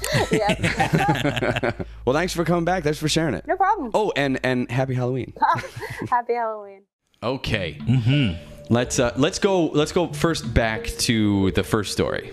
Do you see what I'm saying about Invasion of the Body Snatchers now? Yeah. Right? Because first she has music, right? She wrote music. She heard the music. She animated it, and then she sends it off, and poof, it's gone. Yeah. Nothing ever happens. And she's contacting on Twitter and everything, and then all of a sudden she gets unfollowed. And what is she doing? What is the singer doing? You don't need to drink on that, by the way. Drinking game's over now. But but she is, good morning, my lovelies. That was so funny, by the way, when she just said, who are your fans? So fake. Who are they? And then the second one, I don't really know what the second one was, but I think the second one is just there to illustrate the fact that she had very similar experiences animating the two of them. And one of them actually got used. Yeah, and the second one was better about... The second one, yeah. Yeah, the second one was better about, like, getting communication and getting back and forth. So although it still was a struggle, they worked it out in a better way than the first client. Right. In a weird way, it's almost the difference between a horror story and a... like almost a learning experience, like a bad project that you won't work on again. But not necessarily that she hates them or anything, because she got the personalized message. So basically, the second one did everything that the first one didn't do. Yeah. They released the video, right? She got paid for it, where the first one she didn't get paid. Yeah. She got a personalized message from the singer, where the first one she didn't. Yeah. As a matter of fact, the singer unfollowed her. Also, in the first one, they came back a little bit later and asked her, said, we're gonna remaster the song. Can you update it and everything? Update it? You never released the first one. Never paid me for the first one. And she unfollowed me on Twitter. So anyway, I don't know in what order those things happened, but the second one, that was just it. She uploaded it. Good to be done. Plus, on top of that, also, in addition, I don't know why I'm using all these words. I was like, plus, also, she got to use her own style. Yeah. And I thought that was a good solution for two things. She solved the problem of the style by having her, was it Hold Up the Album, I think it was, or something. It was like a newspaper. Yeah, it was a newspaper, that's right.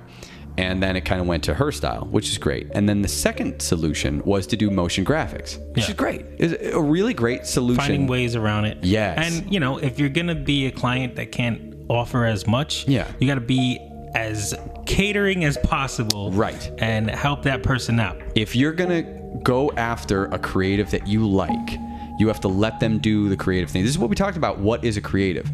Right? Didn't we talk about that on that episode, that Hot Cocoa show?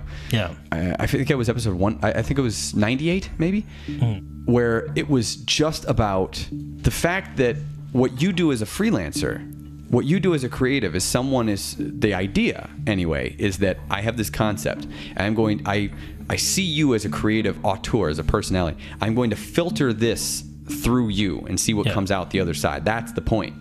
Yeah. You know, it's a risk, but it's a risk for us as freelancers to take the project anyway.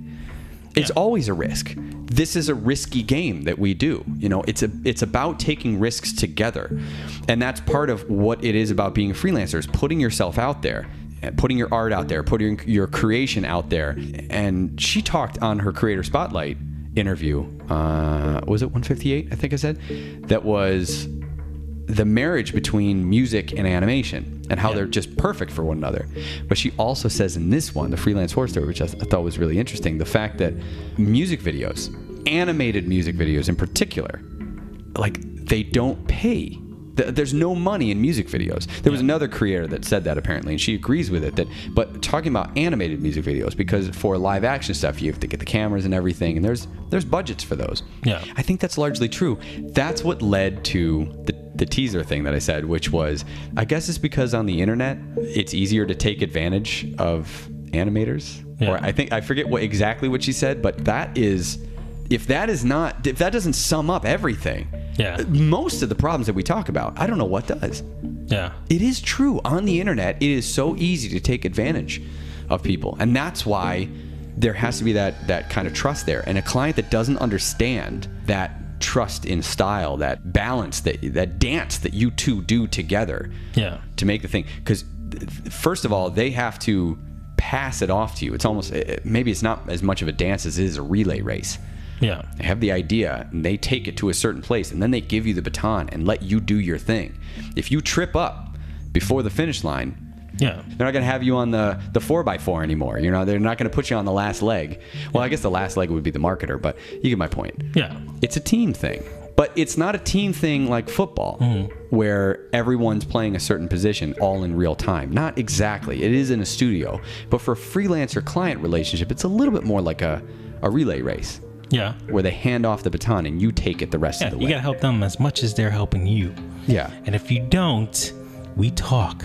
And we talk to other animators. Oh, that's true. We spread the word like a virus. We create entire episodes dedicated to how much we hate it. And how much we hate you. You were going with the zombie virus thing. I didn't want to cut you off, but oh, okay. Yeah. We will eat your brains. It's, you know what?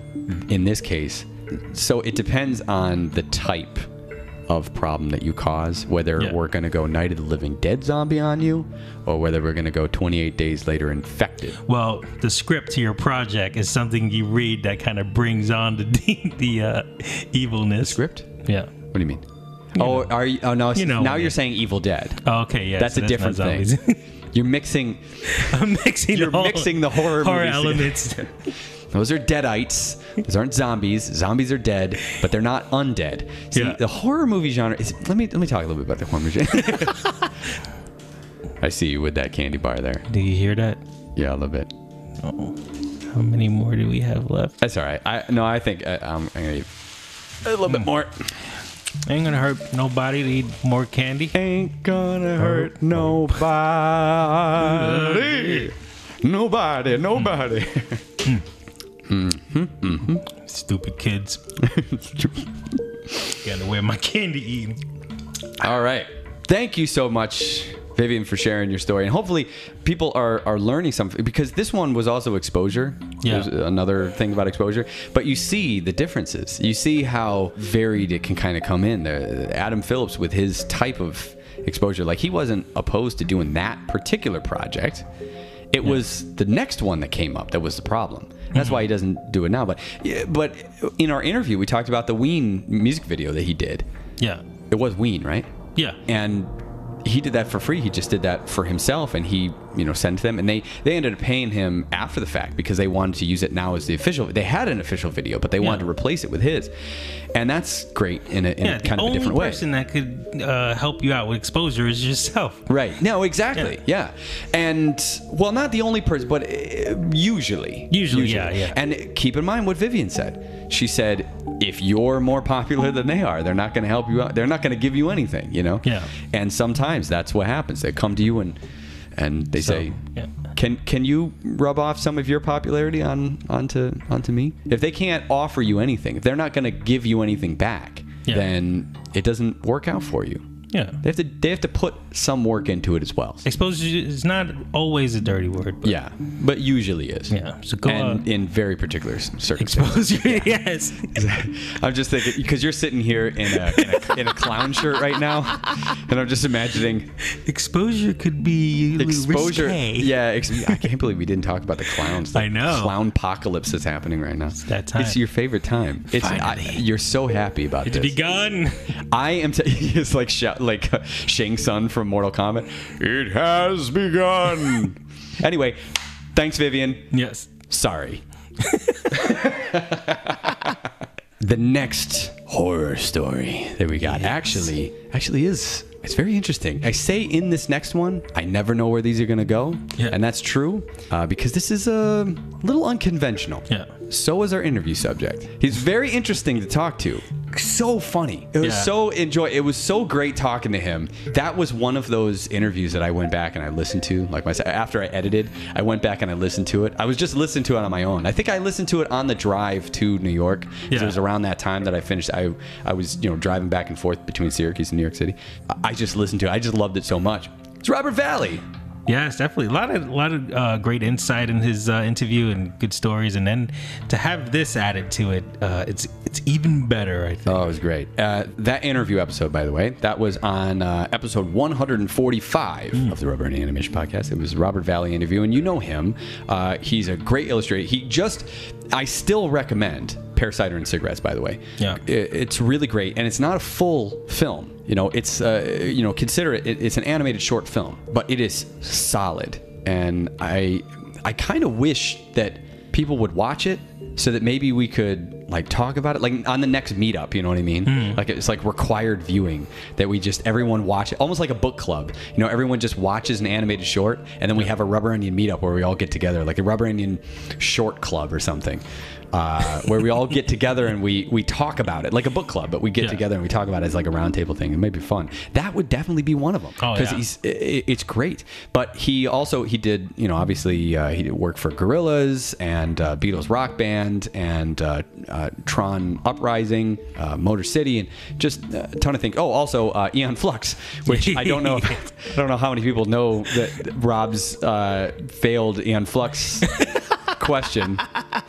That we'll talk about that maybe at another time. I think it was on there, but I had to edit out the uncomfortable parts. But this was good. This was a good part. I don't know how. What are we gonna? First of all, what's the drinking game here? All right. With this fire? I guess. No. I guess the thing that we would probably say is.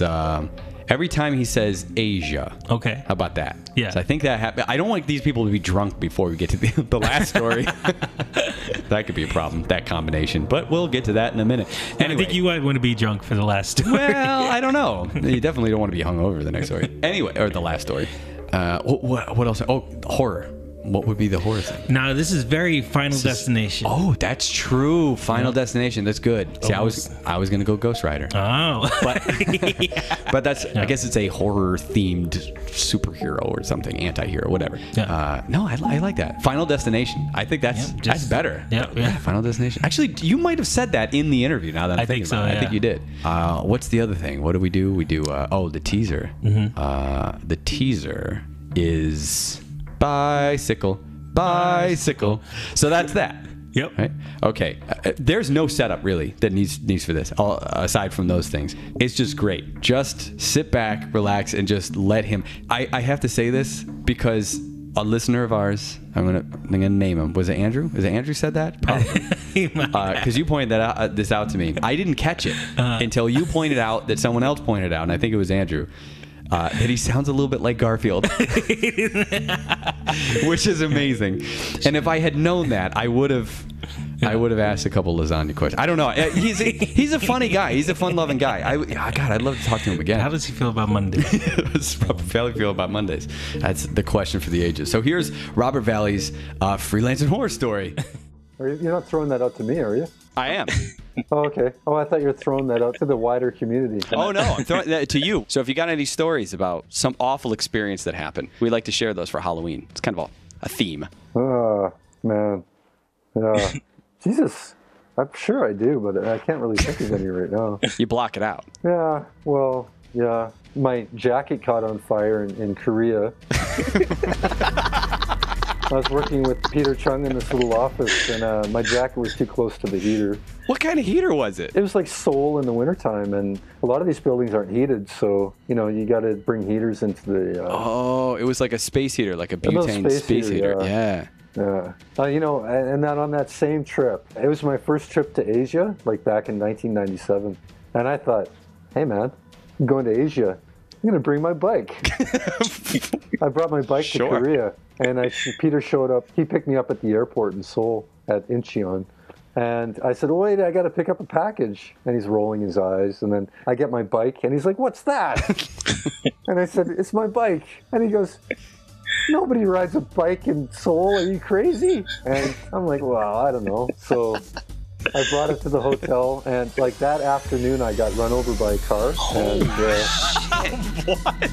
Yeah, wait, how did you get knocked over by the car? I leaped off the bike, but he went right over my bicycle. And oh my God! Yeah, he was a very nice guy. He took my bike and he said he'd get it fixed, and he brought it back. But then I had to go back to the hotel because Peter, he works all night and he sleeps all day, right? And then I had to knock on his door, and he's all cranky, and it's like a totally a normal time, like 11 in the morning. He wakes up with this little mask over his eyes, and he's trying to sleep, and he's like, "What do you want?" And I said, "Peter, I got run over by a car on my bike," and then he rolled his eyes. He's like, "Ah." And that was exactly what he thought. Like, you shouldn't have brought your bike out here, buddy. Crazy Westerner bringing a bike all the way here. Oh, I didn't get much riding out of that bike, that's for sure. Did you get it fixed? Oh, the guy brought it back. He fixed the rims and everything, yeah. He was a nice fellow. Oh, nice. Yeah. But it just showed, like, I just had this image in my head of everybody riding their bikes all over all of Asia. His jacket was still on fire the whole time. Riding down Seoul with a singed jacket. I know. I'm amazed you made it back alive. Please tell me those two things happened within like a week of each other. Like, you landed there, you got ran over by a car, and then your jacket caught on fire. Probably, yeah, within the same week. Yeah. You know, I never know where these stories are going to go. Is it going to be animation related? Is it going to be work related? Yeah. Or is it just going to be mayhem? And I was going to say road rage, but it wasn't road rage. It was a kindly fellow who also happened to run you over. Oh yeah, he wasn't used to bikes being on the road, you know, so it's totally understandable. Maybe he would have seen you if your jacket was on fire. Exactly. That's the way it went. That's the closer right there. Okay, what? I love the Final Destination comparison there because I think the thing, I didn't know where he was going to go with it, but when he says, "Oh, Jesus," he also didn't understand the beginning that I was asking. I asked the question. He goes, "You're not asking that to me, are you?" I said, "I thought you were just putting that out there for everyone else." Oh, okay. Let me think. And he's like, one time, I can't remember what he said, but he's like, one time when I was in Korea, my jacket caught on fire. It just came. And you just know there was probably a million stories, you know? Yes. You just kind of, you know what? I'm going to throw that one there. Can you imagine all the other stories he has? Well, yes, I can, because he put a bunch of those in Pear Cider and Cigarettes. Yeah, I mean, definitely. if you like that's a great plug right there. Yeah. If you like those stories there, watch Pear Cider and Cigarettes. Because if you like him and you like the way he tells stories and you like the way things kind of come out of nowhere like that, watch Pear Cider and Cigarettes. Perfect. It's like that, but with a noir twist on it. Oh, definitely. Isn't it? Yeah. The bike thing was really funny because I'm thinking, okay, it's just his jacket caught on fire. That's just that one thing. And then he said, I also got run over by a bike once. And it's just kind of oh, also, he's so chill about everything. There's really nothing that we can say. There's nothing we can learn from it exactly, other than don't sit too close to a heater, and apparently nobody rides bikes in Seoul, Korea. Choose wisely when you're riding your bike in certain locations. But I will say this about his story is that this is, I think, the first story where he's talking about travel, like major travel. He was he grew up in Vancouver, right? I don't know if he grew up in Vancouver, but he's from Vancouver. Like he's there now in Vancouver, Canada, and he was in Korea for this job. And in the interview, if you listen to the interview, episode 145, he was talking about his time in the UK. And that's something that we don't get a lot of on the Freelancing Horror Stories is culture shock. Yeah. He brought that bike there, and he's like, hey, he just had this image in his head about everyone in Asia rides bikes. That was a direct quote.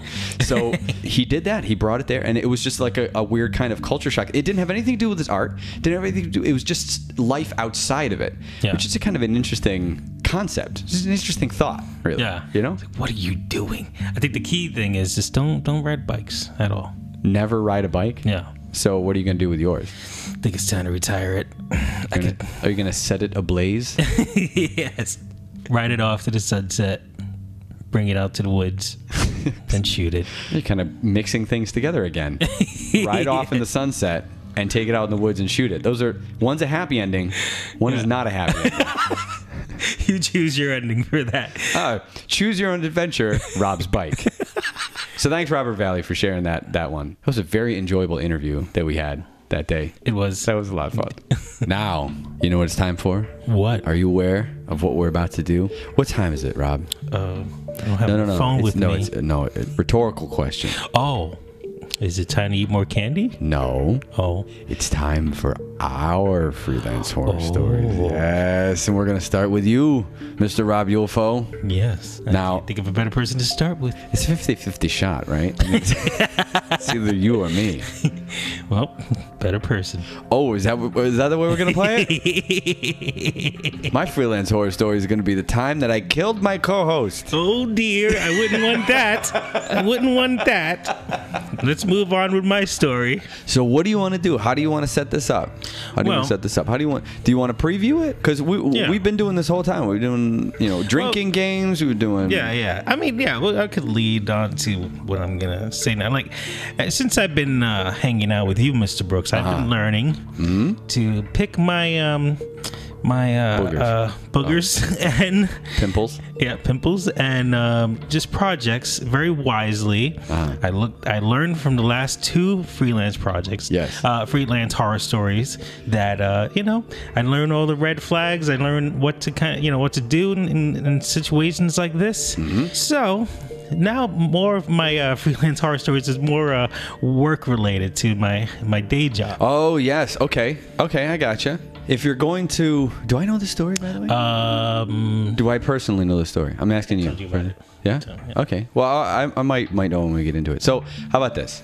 What horror movie or horror genre or whatever, what is it related to? So, we've been doing this for all the rest of the horror stories. Now, this is all about having the wrong message handed to you. Okay. And others. Okay. So can you think of a horror movie that maybe something that you find and read, and it kind of, just from reading it, kind of causes chaos among...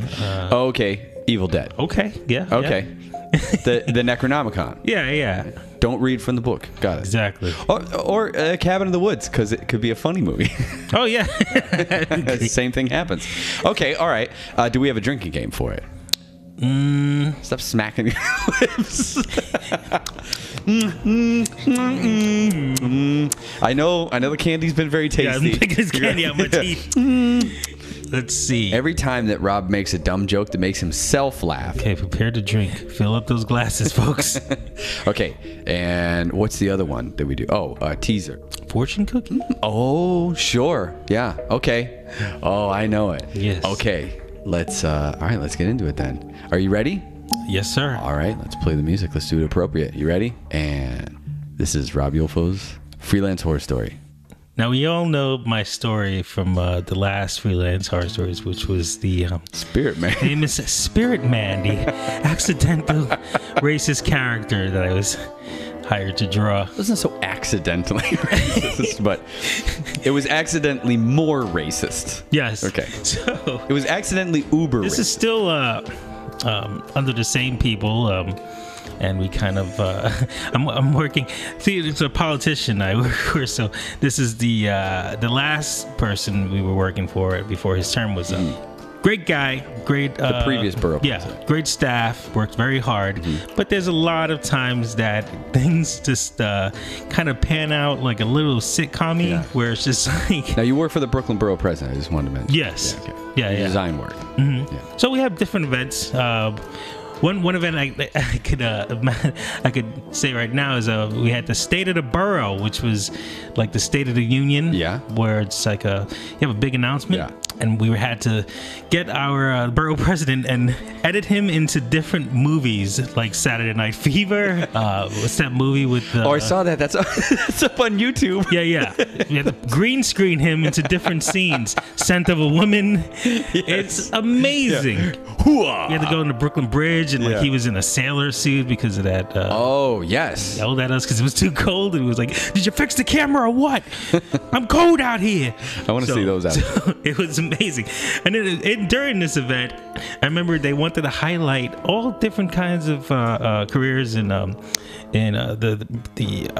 Brooklyn. So one of them was pole dancing aerobics.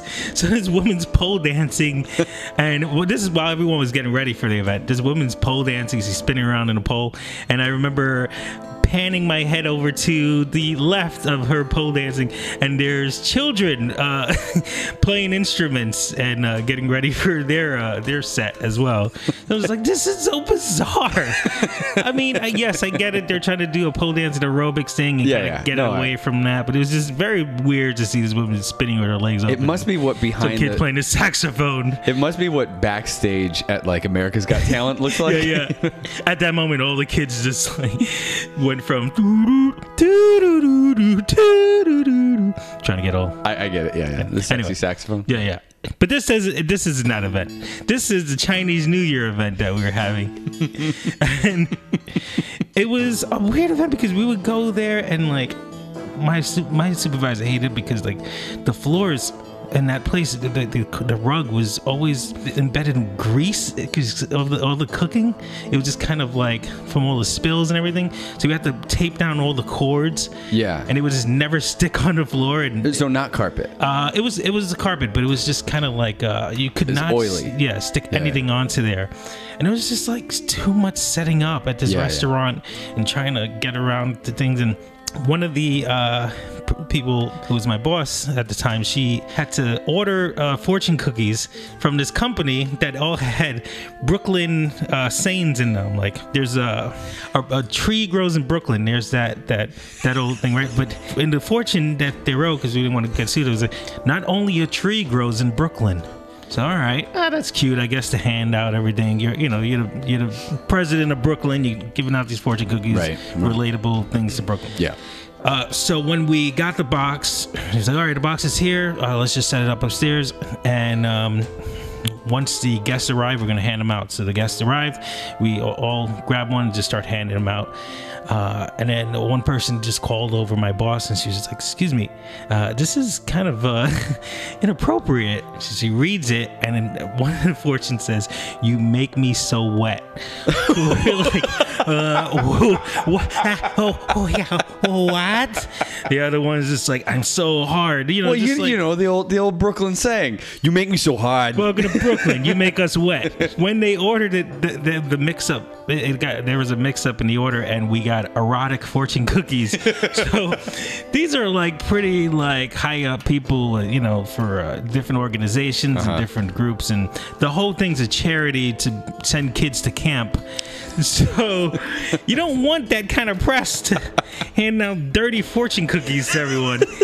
So my boss, the borough president, just yells at my boss and just like, "Get over here!" Like Mr. Spacely, like Scorpion from Mortal Kombat. Get over here! Over. We had to just snatch all the fortune cookies away from everyone. You make me so toasty. So it was just panic mode from everyone, and it made the papers, but everyone was pretty like lighthearted about it. They didn't it didn't cause like a ruckus. But the next day we had a blast, just kind of like I just came in with the fortune cookies, and the main guy, the borough president, just runs down. Are those the cookies? Are those the cookies? Just grabbing a stack of them, everyone just reading them. So turned out all right, thankfully. And that is the end of our fortune cookie story. Oh, I thought it was gonna go someplace else. No. It kind of turns out all right. Kind of turns out okay. Or does it? Oh, you're leaving me in suspense. It like does. Trump. Didn't take so long. Okay, so there's nothing to learn from that at all. Just if you order something, make sure it's not from a sex shop.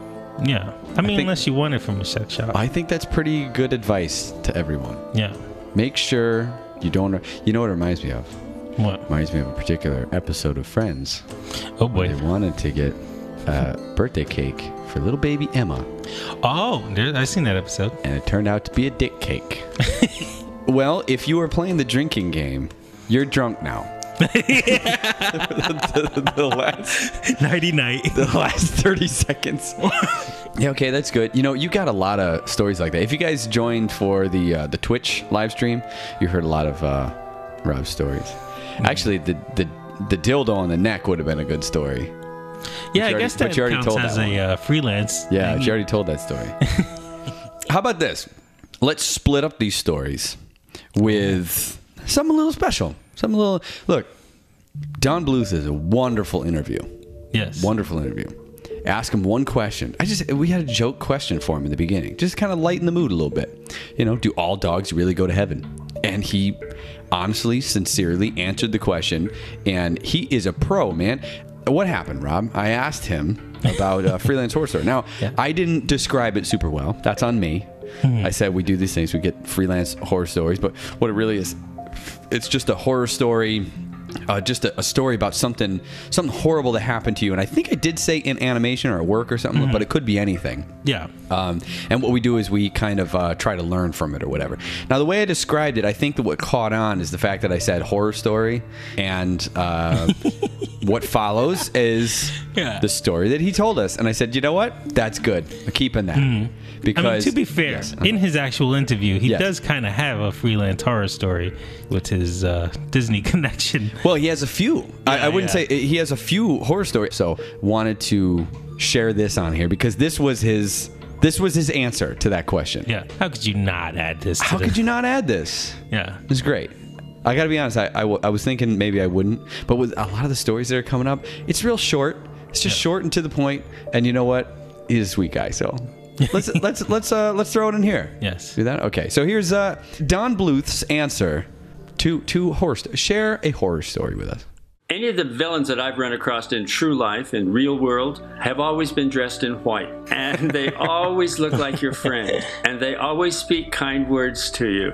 You know, and then the great disappointment it is they weren't your friend at all. But it's so easy to recognize, you know, the witch. It's so easy to, because she has warts. You know, it's so easy to recognize a villain because he dresses in black. Or they have scary faces. But, you know, I think that's really an immature brain that can deal with that. But I think an adult brain, somebody who's mature, has to know that villains come in all shapes and sizes and colors and have different kinds of words. I love in a villain, I love somebody that speaks softly, that comforts you, that does all the things that makes you think that all is well. But in the long run, you find a knife in your back. That's the scary part about villainy to me. Now, I don't know how that dovetails into Halloween, for heaven's sake, but I have one that was kind of fun. When I was just a kid, I think I was something about 6 years old, I went out trick-or-treating. I lived in El Paso, Texas. I went out trick-or-treating, and I remember at some point, I went up to this house, and somebody jumped out of the bushes and grabbed me, a little kid, picked me up and started running away with me. Ooh, wow. Yeah, and I was screaming and yelling and everything,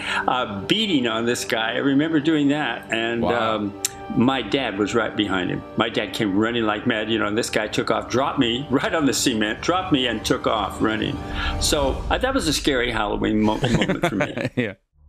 So there you go. Yeah. It wasn't a freelance horror story, but it is a memory. That's true. Of a highly respected animator. That's true. In our lives. And, he probably doesn't share that much with people. So, yeah. Okay. So now it's time for my horror story. Oh my goodness. Now I was trying to think about what am I going to share? I'm going to tell something that is a horror story for me, but it's also a horror story for a lot of other people. And it's something that's a bit bigger. It's not about one particular job. It's basically about all jobs. All right. So the horror movie is like post-apocalyptic. So I'm thinking something like Terminator. I'll be back. I gotta pee. Hasta la vista, baby.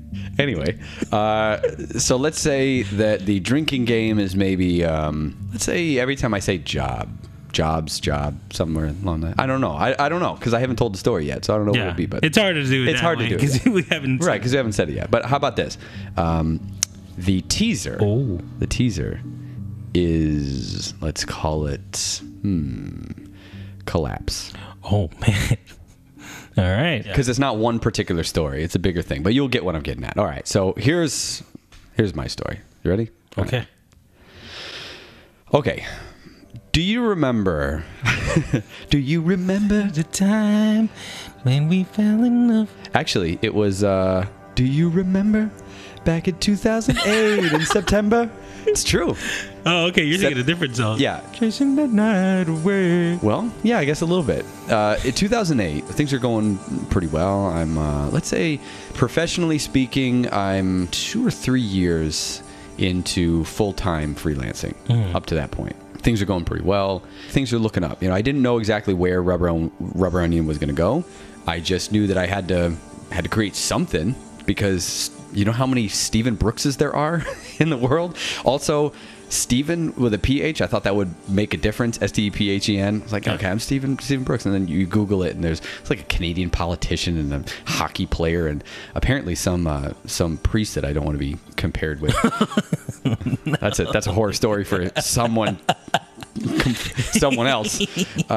Yeah, so I didn't know exactly where RubberOnion was going to go, but I kind of knew what my personal trajectory was, and I was doing character animation, a lot of character animation for games and animated shorts and things like that.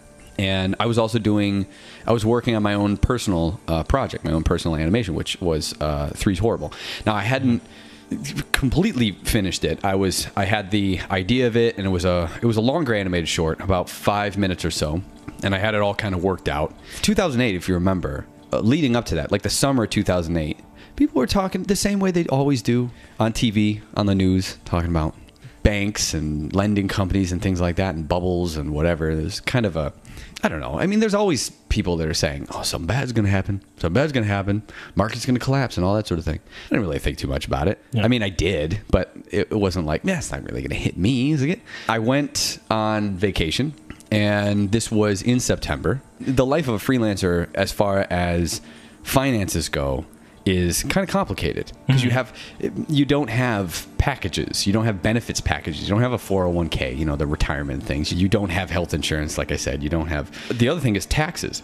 I don't get my taxes taken out as almost like a government loan kind of thing and then comes back to me. So I have to set aside my own money for that. So it takes a lot of planning, and there's no job security because I don't know how many jobs are coming in. But things were going well at that time, and things were looking up. So I had that trajectory. I went on vacation, and I was feeling like, you know what? This is good. Things are going well. I'm going to kind of loosen up a little bit because I was really tight on the purse strings and everything. You know what? I'm going to live life. I'm going to be a bit more, spontaneous. I'm going to enjoy things.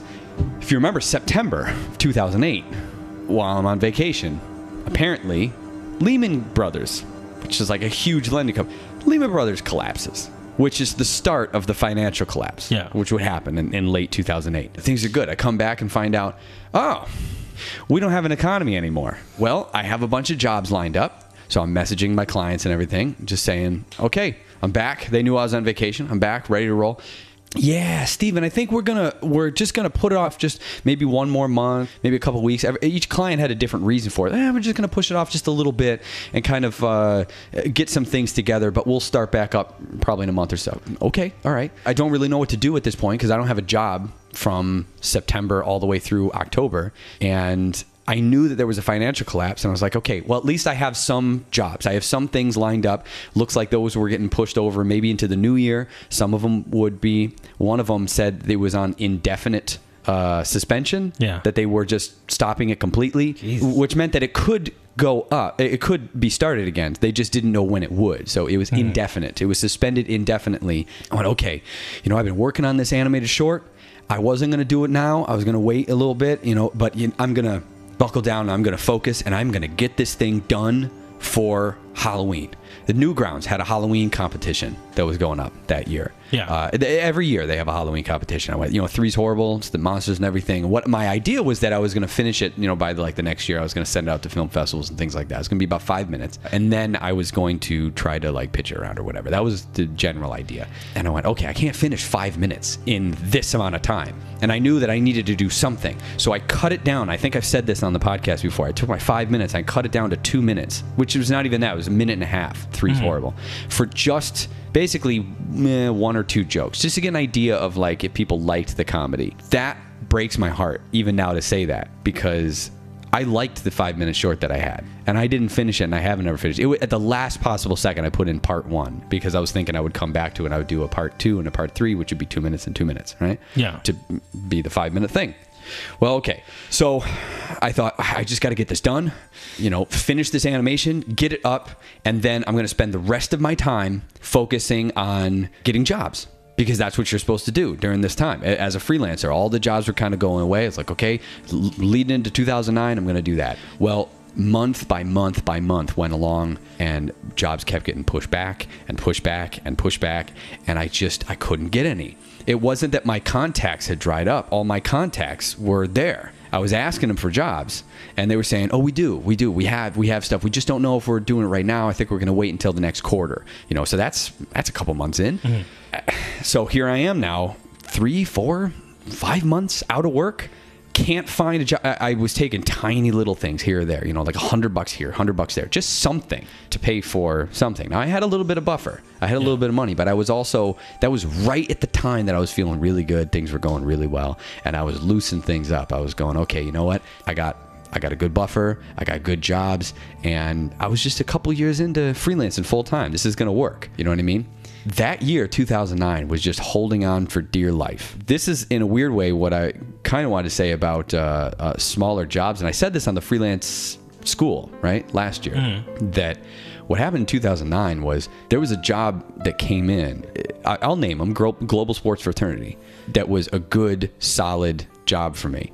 It was 45 seconds to 60 seconds, and I had to do that I think it was due in a week from the time that I got the audio. Yeah. And then we would have a couple days off where we would talk about what the next one was coming, and then they would record the thing and send it back. So it was basically every week and a half I would finish about 60 seconds of animation. And I don't remember, I think it was it's 12 or 13 or something like that, animated shorts for them that year. They didn't pay a lot, but I got $500 here and $500 there, and just tiny little bits to help me survive in the months, so that I wasn't drowning in that time. This is a very low-paying job, but it was also the only job that was hiring, the only job that I was getting. The other jobs I found were paring back on the freelance work that they were giving, and were actually laying into the studio jobs, which was weird. You'd think it would be the other way around in the financial collapse, but it was actually the opposite. I found that most of the people that I were working for, they kept their studio contacts. They kept the agencies and things like that. They kept their studio work. and they limited the amount of freelancers they would take. I think it was probably because of risk. You know what I mean? Like they didn't want to give it to one person. They wanted to give it to a studio, almost like tying their success or failure with a studio as opposed to with a person. Yeah. Does that make sense? And this is where that freelancer studio thing kind of comes in. So just holding on for dear life in 2009 was incredibly stressful and was a huge step back for me. I was taking leaps and bounds in the first couple of years, and everything was going really well, and then just complete sidestep. As a matter of fact, if you look at my salary, which I'm not going to lay out the numbers for you, all right? But you see my salary that I have myself, and it's going up, and then you can see it. 2009 just drops off a cliff. Yeah. And then 2010 just picks right back up, and then 2011 picks up where I left off. Yeah. 2011, if you follow the trend, the best fit line from the beginning couple years, and just continue that as one long thing, you dig a hole out of that salary for 2009, 2010. Yeah. And that's what that is the financial collapse. That's what happened. Oh, I remember that. Yeah. Oh. That was a really tough time for me. It was a tough time for a lot of people. I talked with other freelancers who were in a very similar position. That all their things were pushed off. There was a programmer friend of mine who was like, I'm not getting any jobs in this particular... He had to learn entirely different programming language because he just found out that there was just this other place that for some reason they were getting jobs in a completely different programming language. He's like, I just have to learn this so I can get those jobs. So he did that and he got the jobs. You have to be able to do that and to shift things over. I liked working for Global Sports Fraternity. Not all the animated shorts were things that I would have done, but they weren't awful. They were good. They got some views. I wasn't entirely proud of the animation that I did for them, but I have good feelings about that project because it saved me in that year. Now, I did a lot of stuff for myself because if you look at my YouTube page, you will notice somewhere around the financial collapse time, well, what was I doing? I was doing more animated shorts, tiny animated shorts this time around. And I started 2010, I started the video blogs. Yeah. Because the other part about it was that you couldn't get a job at a studio because they had hiring freezes. Mm-hmm. So in a weird way, my backup for freelancing was like, well, if this doesn't work out, I'll get a job at a studio, which works as long as there is not a financial collapse.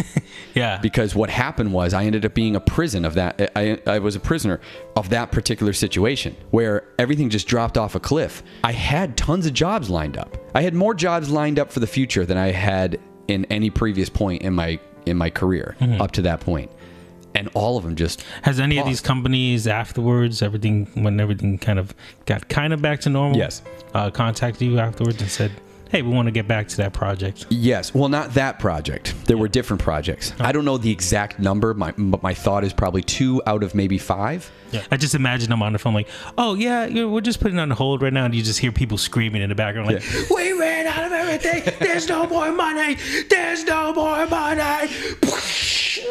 I'm so glad that you made a joke because this is so depressing. Like the way there's nothing funny that I can say about it because also my thought is that after this, again, not to say the thing about my health insurance thing, but that is something that happened at that exact time. Remember swine flu? I was traveling. Oh, man. I contracted something. Loved ones got very worried about the possibility. So, I spiked a fever of close to 104, and Jeez. I needed to go to the emergency room. Yeah. And I was gonna go to the urgent care to get an IV, but urgent care closed at 10, and I spiked over 103. At like 9:55 or something like that. Oh, no. So I couldn't get to urgent care at time. Yeah. So we had to go to the hospital. And then it was just a long story short, came out of that with just a gigantic 5-digit bill. Yeah. Which is crazy. And I had health insurance. It was just, I bought it for myself. And it was such a clusterfuck of situations that kind of combined together in this perfect storm of things were going so well and then just dropped off a cliff into nothing. And how fast that can happen. So like that. Yeah. I was on vacation. I was on a beach, feeling good, sipping some Mai Tais. There's your punishment right there. And that's it. Yourself. Exactly. Yeah. And it was, honest to God, it was the very next week. It was actually, the collapse happened when I was there, I believe. And when I got back, found out about it, Yeah. And that's when everything stopped. Everything went to shit. I guess the reason I'm saying this, look, even if Trump becomes president. No, I'm just kidding. Just kidding. No, but if what's happening now, right? We've got this podcast. Well, it's a popular podcast. I'm seeing the numbers go up. I know what we got going on here.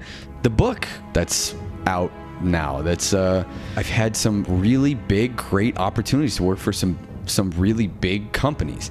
Living in New York City as a full-time freelance animator and making my own content, making my own stuff. That was not something that I ever thought would be a possibility in 2009. I was just holding on for dear life, but that can come back. It's not something that is permanent. Yeah. It'll come back. You just need to keep a trajectory forward, but you have to be able to shift things around. You've been very close to being a Mad Max situation with just a bunch of animators riding around. Oh, what a lovely day! Spray cans to the face. That's what I was going to say. I used to do murals with the silver spray. Now I spray it on my teeth. I don't know if there's anything else really to say about it. I guess I just wanted to tell the story about the financial collect. Everybody's got a story. I had a steady job, and I just remember money kind of filling the unlimited. And then it just kind of slowed down. Like, oh, okay. It's a tough thing because for me it was a little worrisome because I was doing the freelance thing because I wanted the control to determine what the future of my career was going to be. Yeah. And what happened is in the blink of an eye, that control was gone. Mm-hmm. It was like I was driving on the highway. I took my eyes off the road for 1 second. I look up and there's a deer right in front of me. And then for the next 2 years, I'm hydroplaning, just spinning around, like planes, trains, and automobiles.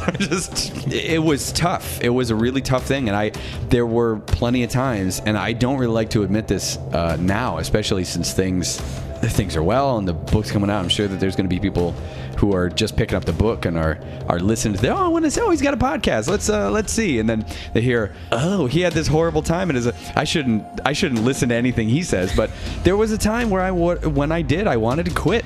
I don't want to do this. I mean, I wanted to do animation. I wanted this to be my career. I'm like, God, should I just get a job like anywhere that I can go that will just give me something, give me health insurance, give me something. It was just during that time, like, I don't think I can do this. I know I'm born for this. I know I am. I am specially designed for animation, and that's something that I know. It's only I know that from experience. I have a certain combination of obsessiveness, controlling nature, creativity, flighty, that's kind of fun, but I have this weird combination of things where I'm simultaneously very controlling and very grounded and plan things out in a very academic way, but also I'm very up in the clouds with ideas and things like that, and my spontaneity and whatever. You are your own network. You have to have a certain number of qualities, I think, that kind of combine together, not just to be an animator, but to be a freelance animator. Yeah. And I knew that I had that, but that was a huge moment of doubt for me. Mm-hmm. That was the part where I went, I don't know if I can do this. And that was just going to be an external factor of like, look, maybe I just planned wrong. Maybe I should have been prepared more for something like this. And I don't really know exactly what I could have done. Maybe I could have had more and better contacts at local studios, maybe.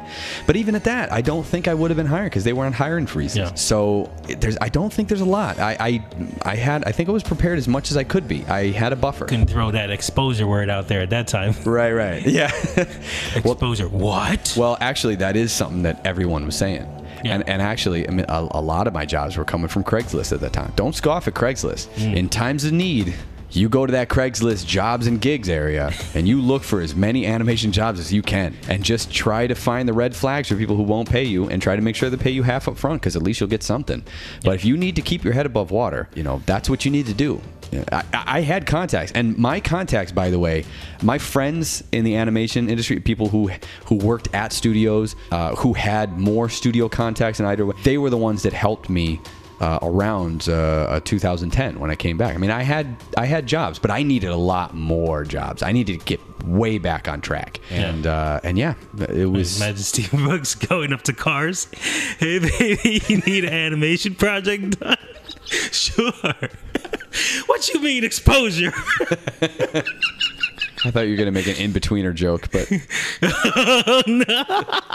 anyway, so that's that. That's my freelancing horror story. Because really, the freelancing horror story was it's not when you're starting out. Oh, what's it like getting jobs or whatever. It's when you have jobs. It's when you're established. It's when things are going really well and the bottom drops out. Yeah. That's the horror story. That's the part where it's like I was doing everything right. I was doing everything right, and I didn't count on the market crashing and that affecting animation jobs. It was just studios where people were not hiring for very many things, and they really kind of pulled back and stuff, and everything there was a freeze on everything. Yeah. And once that happens, once things start to come back up, they're not doing the same jobs anymore, and they were focusing more like commercials and things like that. We're focusing more on studios as opposed to freelance animation. Yeah.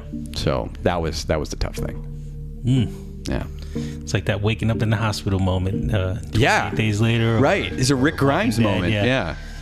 Kind of walking around in this ghost town. It's so funny. You're usually the one to say, because when you said waking up in the hospital, I thought you were thinking of Walking Dead, because I usually think of Cillian Murphy in 28 Days Later. Yeah. And you are usually talking Rick Grimes. So when you said that, I was like, oh, Rick Grimes. And then you said, like, 28 Days Later. Like, what that? Yeah, because I swapped. Throw you up there. Because every time I say Walking Dead, you go, 28 Days Later. Yeah. Yeah. So there you go. There's my post-apocalyptic thing. I don't think there's anything to learn from it, honestly. Just that everyone has a moment of doubt.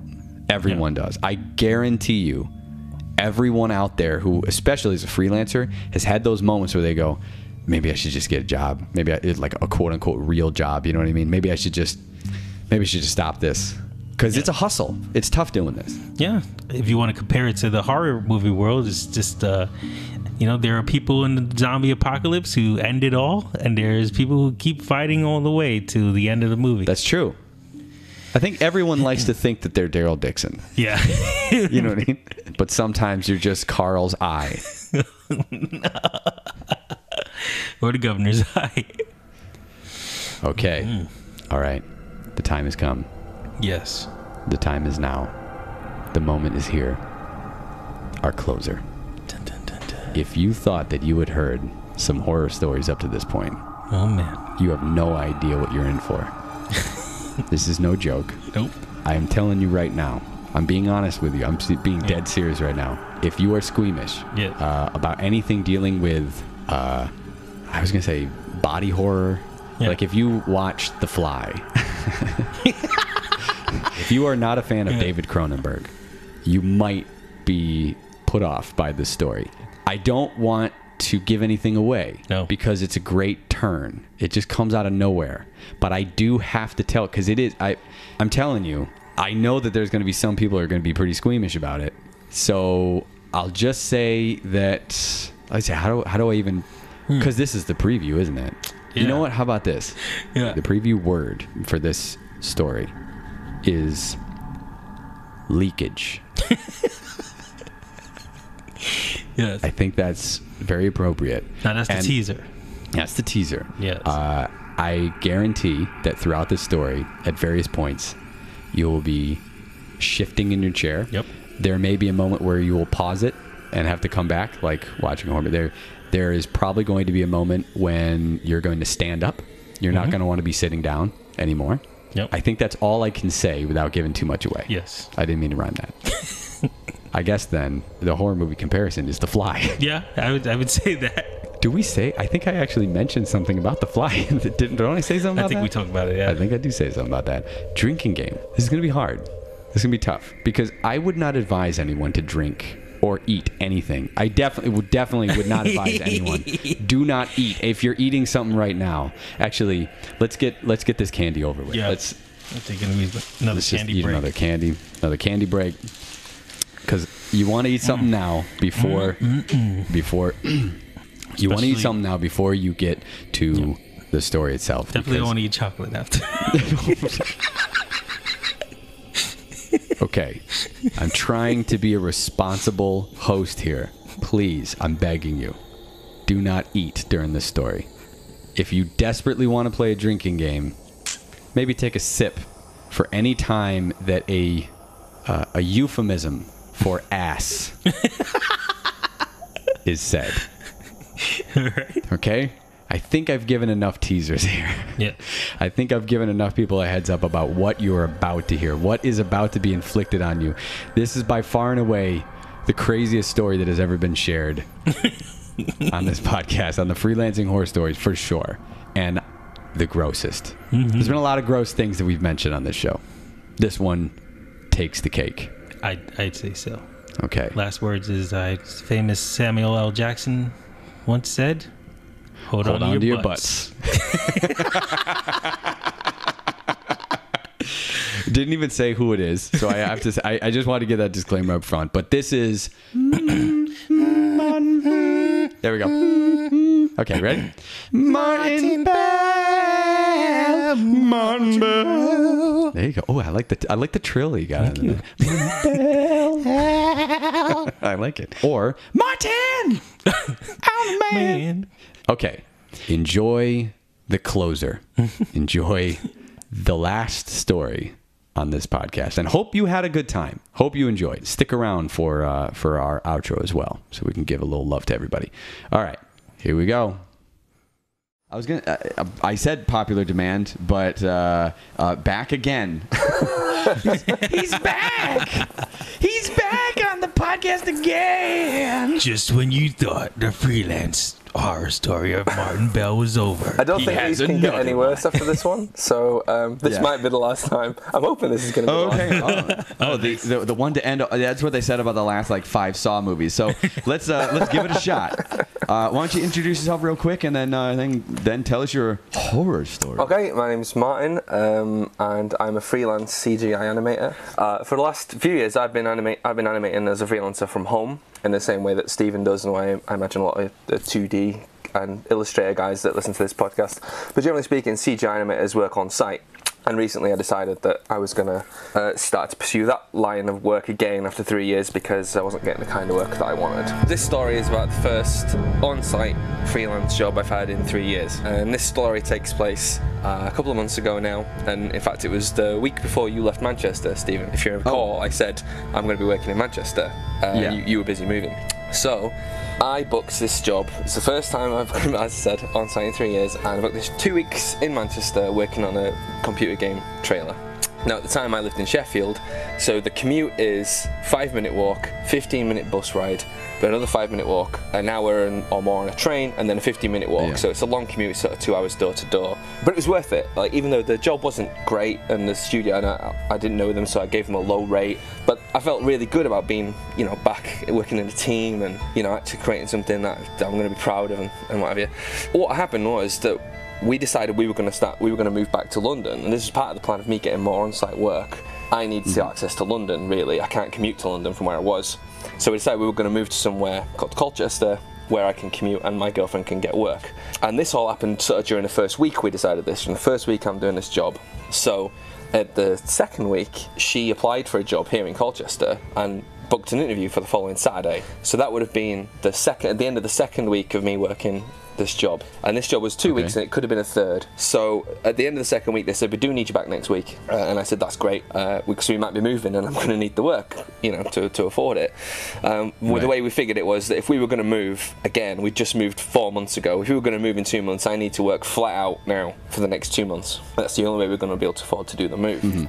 So we came down to Colchester, she did the interview, and that was great. But the problem was the night before, and this is where the story gets good, and it also gets a little bit gross. So I apologise in advance. I apologise in advance for anyone that may be grossed out by this. Once you've heard the story, you can give all the necessary warnings that you need to do before it goes live. Okay, fair enough. All right. The night before this Saturday, after 2 weeks doing this job, we're going down to Colchester for her to do this interview. And the night before, I started suffering from a pain in the arse. A literal pain in the ass. Literally a pain in the ass. It felt like I'd fallen down and landed on the seat of my ass, and it was bruised, but I didn't know what it was. Yeah. So I had a pretty uncomfortable sort of 4-hour car ride down. Pretty bad day in Colchester, except that my girlfriend got the job and it was decided there and then we were going to move in 2 months. So I definitely need to be working. Okay. That night I stayed in Colchester and I had a terrible night's sleep. I was in excruciating pain. And I decided, and I'm not a doctor, Stephen, I must stress, I'm not a doctor. I don't know if you've ever got that impression from me, but I'm not a doctor. But Dr. Bell does. Dr. Bell. Yeah. Bring in Dr. Bell. So but my partner is a pharmacist, but again, she's not a doctor. So I self-diagnosed myself and said to her, I think I've got hemorrhoids. Always wise. And she said, it's reasonable. You have a pain in the ass? It seems reasonable to assume. I have the hemorrhoids. She said, I need to take some medication. I said, that's great, what do you recommend? And she Preparation said, H. Well, I don't know what that is, I'm English, yeah, but it may be what I'm about to say. She said, well, you need to take some steroid suppositories. And I went, okay, I like where the story's going. So I said, fine. I've never done that before. Let me settle into my chair here. Let me get ready for this. I've never invaded my own body before. I feel like I should have a beer for that. I feel like I should. I'm having a beer. This should be an event. Okay, yeah, you're having a beer. I've had a lot of beers since this story happened. All right. I said, how many do I need to take? I'm thinking it's just an ordeal I have to go through sort of once, and then hopefully that'll be it. Yeah. No more hemorrhoids, no more pain, and I'm laughing. She's like, no, you have to do it like twice a day until it goes away. And I was like, oh my god. So I attempted to put one in, and it didn't go very well. I had to do it a couple of times to get the hang of it, and I had to start going to work. So on the Monday, I was going to work with things inside me. It's the only way I can describe. But on the walk into Manchester, when I got to Manchester on like the Monday, the first day this happening, I felt good. The sportages really did help. Like I felt good, but I'd got one in, and I'm walking, and I could feel it starting to come out. So he said the better thing to do would be to take some to work. Do it at work. So do it there in the public bathroom. Yeah. So I'm at work putting these things in me a couple of times a day. And the way I can get through it. So I had a productive week. It didn't stop me doing my job, but the only way I could sit comfortably. You're a professional. Yeah, exactly. You're a professional. That's right. Look at the lens I went to. Stick things up your ass and do your work at the same time. So the only way I can sit comfortably all day with this problem is to sit right. Imagine like perfect posture. Sitting right down on the seat of your bottom, which happens to be the way I would sit to work anyway, and I have my Wacom arranged and everything. But the thing is, if you have to do that all day and you can't move, you can't kind of slouch down for a minute and just take that pressure off. Yeah. I was like this all day, and I had to do it on the bus and on the train, and on the train and on the bus. I was so like this for 12 hours a day or something, and it was exhausting, and because I wasn't sleeping either because of the pain, and obviously I can't be taking steroids suppositories in the middle of the night, so I was not sleeping, and I'm going through all this. I was just exhausted basically, and at the end of the third day, so on the Wednesday that week, I broke down in tears when I got home to the girlfriend. I was like, I can't do this. You're gonna have to give me something that'll put me to sleep. Like I can't keep going like this. It hurts too much and it's too exhausting. And she just said like, don't go to work tomorrow. And I was like, no, I've got to go. We've got a delivery tomorrow, and I need to do my job. I need to get that delivery out, but I don't think I've got much to do. I'll go in for the morning, I'll tell them I'm going, and I'm going to go see a doctor, and I might not be back, the next day or whatever, depends what the doctor says, which is what I did. Geez. But the problem was, because we'd moved recently, I'd not registered with a doctor, and the way that the NHS works over here is you register with a doctor, as you probably know by now, you register with a doctor, or you don't get the service as you would expect. You've got to go to a walk-in centre. Because I didn't want to go to a walk-in centre because I could barely sit down properly. Right, sure. But on the Friday afternoon, I had to get a bus into town, into Sheffield, and there was not much of a queue. I only waited 5 minutes, and I saw a doctor, but they're under pressure. Even though there wasn't much of a queue, there's still a big turnover. So I said I thought I had hemorrhoids, but what I was starting to suffer more with was what felt like pressure sores on my buttocks from all the sitting down in the same position the whole time. It felt like the hemorrhoid that sort of symptom had kind of gone, and now I was just left with these sores on my buttocks. And so she did a check. He says buttocks. Sorry, go ahead. Well, I try not to say not ass butt, too much. not ass, but it would be an ass overload. No, it's you know what? I like you varying it up. I like you coming up with some variety in the way that we talk about our derrière. Yeah. It's buttocks, sorry, it's ass cheeks. You know. Yeah, sure. Yes, exactly. Yeah. So I told her that I thought I had a hemorrhoid, but the bruising was a problem, and she checked me for hemorrhoids. She must have had hands the size of Andre the Giant, and she said, "No, you don't have hemorrhoids that I can feel," and I believed her because she had a good rummage round, so I believed that she didn't find any. And she said, "The bruising will go away. Just don't sit down. Give it some rest." Fine, that's great. I've done nothing wrong with me. Brilliant. So I went home. That was the Friday. On the Sunday, I was in so much pain that we had to make an out-of-hours doctor's appointment. So this is something you can do, again, if you're not registered or if it's an emergency, you need to see a doctor, but you're not quite at the stage where you need to go to hospital. You can call and get an out-of-hours doctor's appointment. So he did that, and I went, and he basically took one look at me with my trousers down and went, "Oh no, you're a very sick man." He said, People usually say the same for me. Yeah, whenever you take your pants down. "Oh no, you're a very sick man." He said, "You need to start taking hemorrhoids. You need to start taking. You need more hemorrhoids. You need to start taking antibiotics. You've got an infection." So I was like, okay, well, at least I felt like I was getting somewhere. So we got the antibiotics, and my girlfriend worked out a schedule of drugs that I could take. So I was constantly getting painkillers the whole day, and I basically just sat on the sofa and watched TV for a couple of days. I still couldn't sleep in the bed because I was getting kind of like claustrophobic in bed for some reason. I was having when I could sleep, I was having terrible nightmares. So I brought my iPad down, put The Simpsons on, and I spent Monday night sleeping on the sofa. And I slept much, much better. And so we've got two dogs. I had one of them on the sofa, on the other side of the sofa. We've got this triangular sofa, corner sofa. So she's on one side. And the other dog's one of those L-shaped, corner sofa.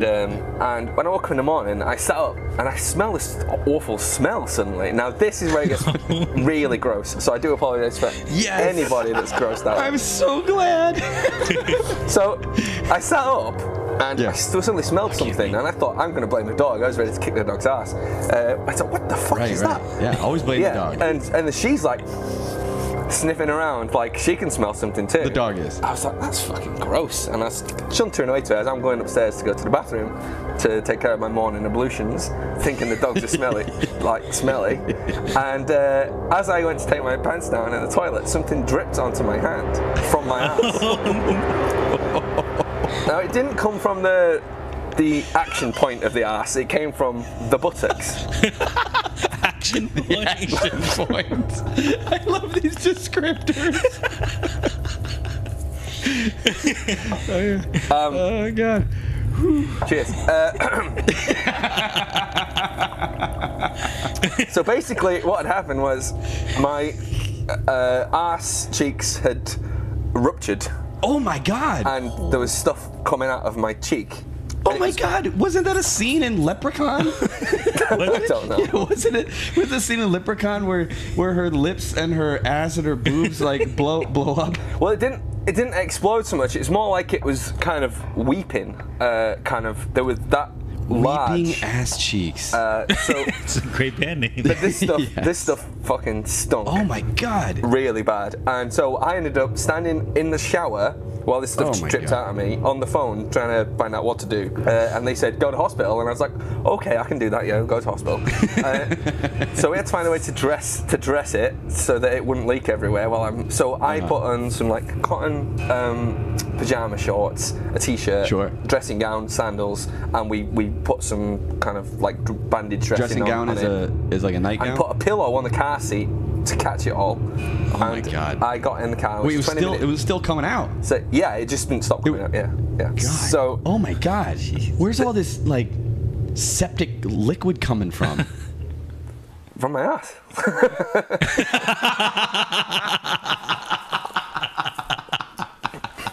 I so badly wish that our audience could have seen his face just then, because there's like a 1.5 second delay, and he just very earnestly went, From my ass. What do you mean? What do you mean where it's coming from?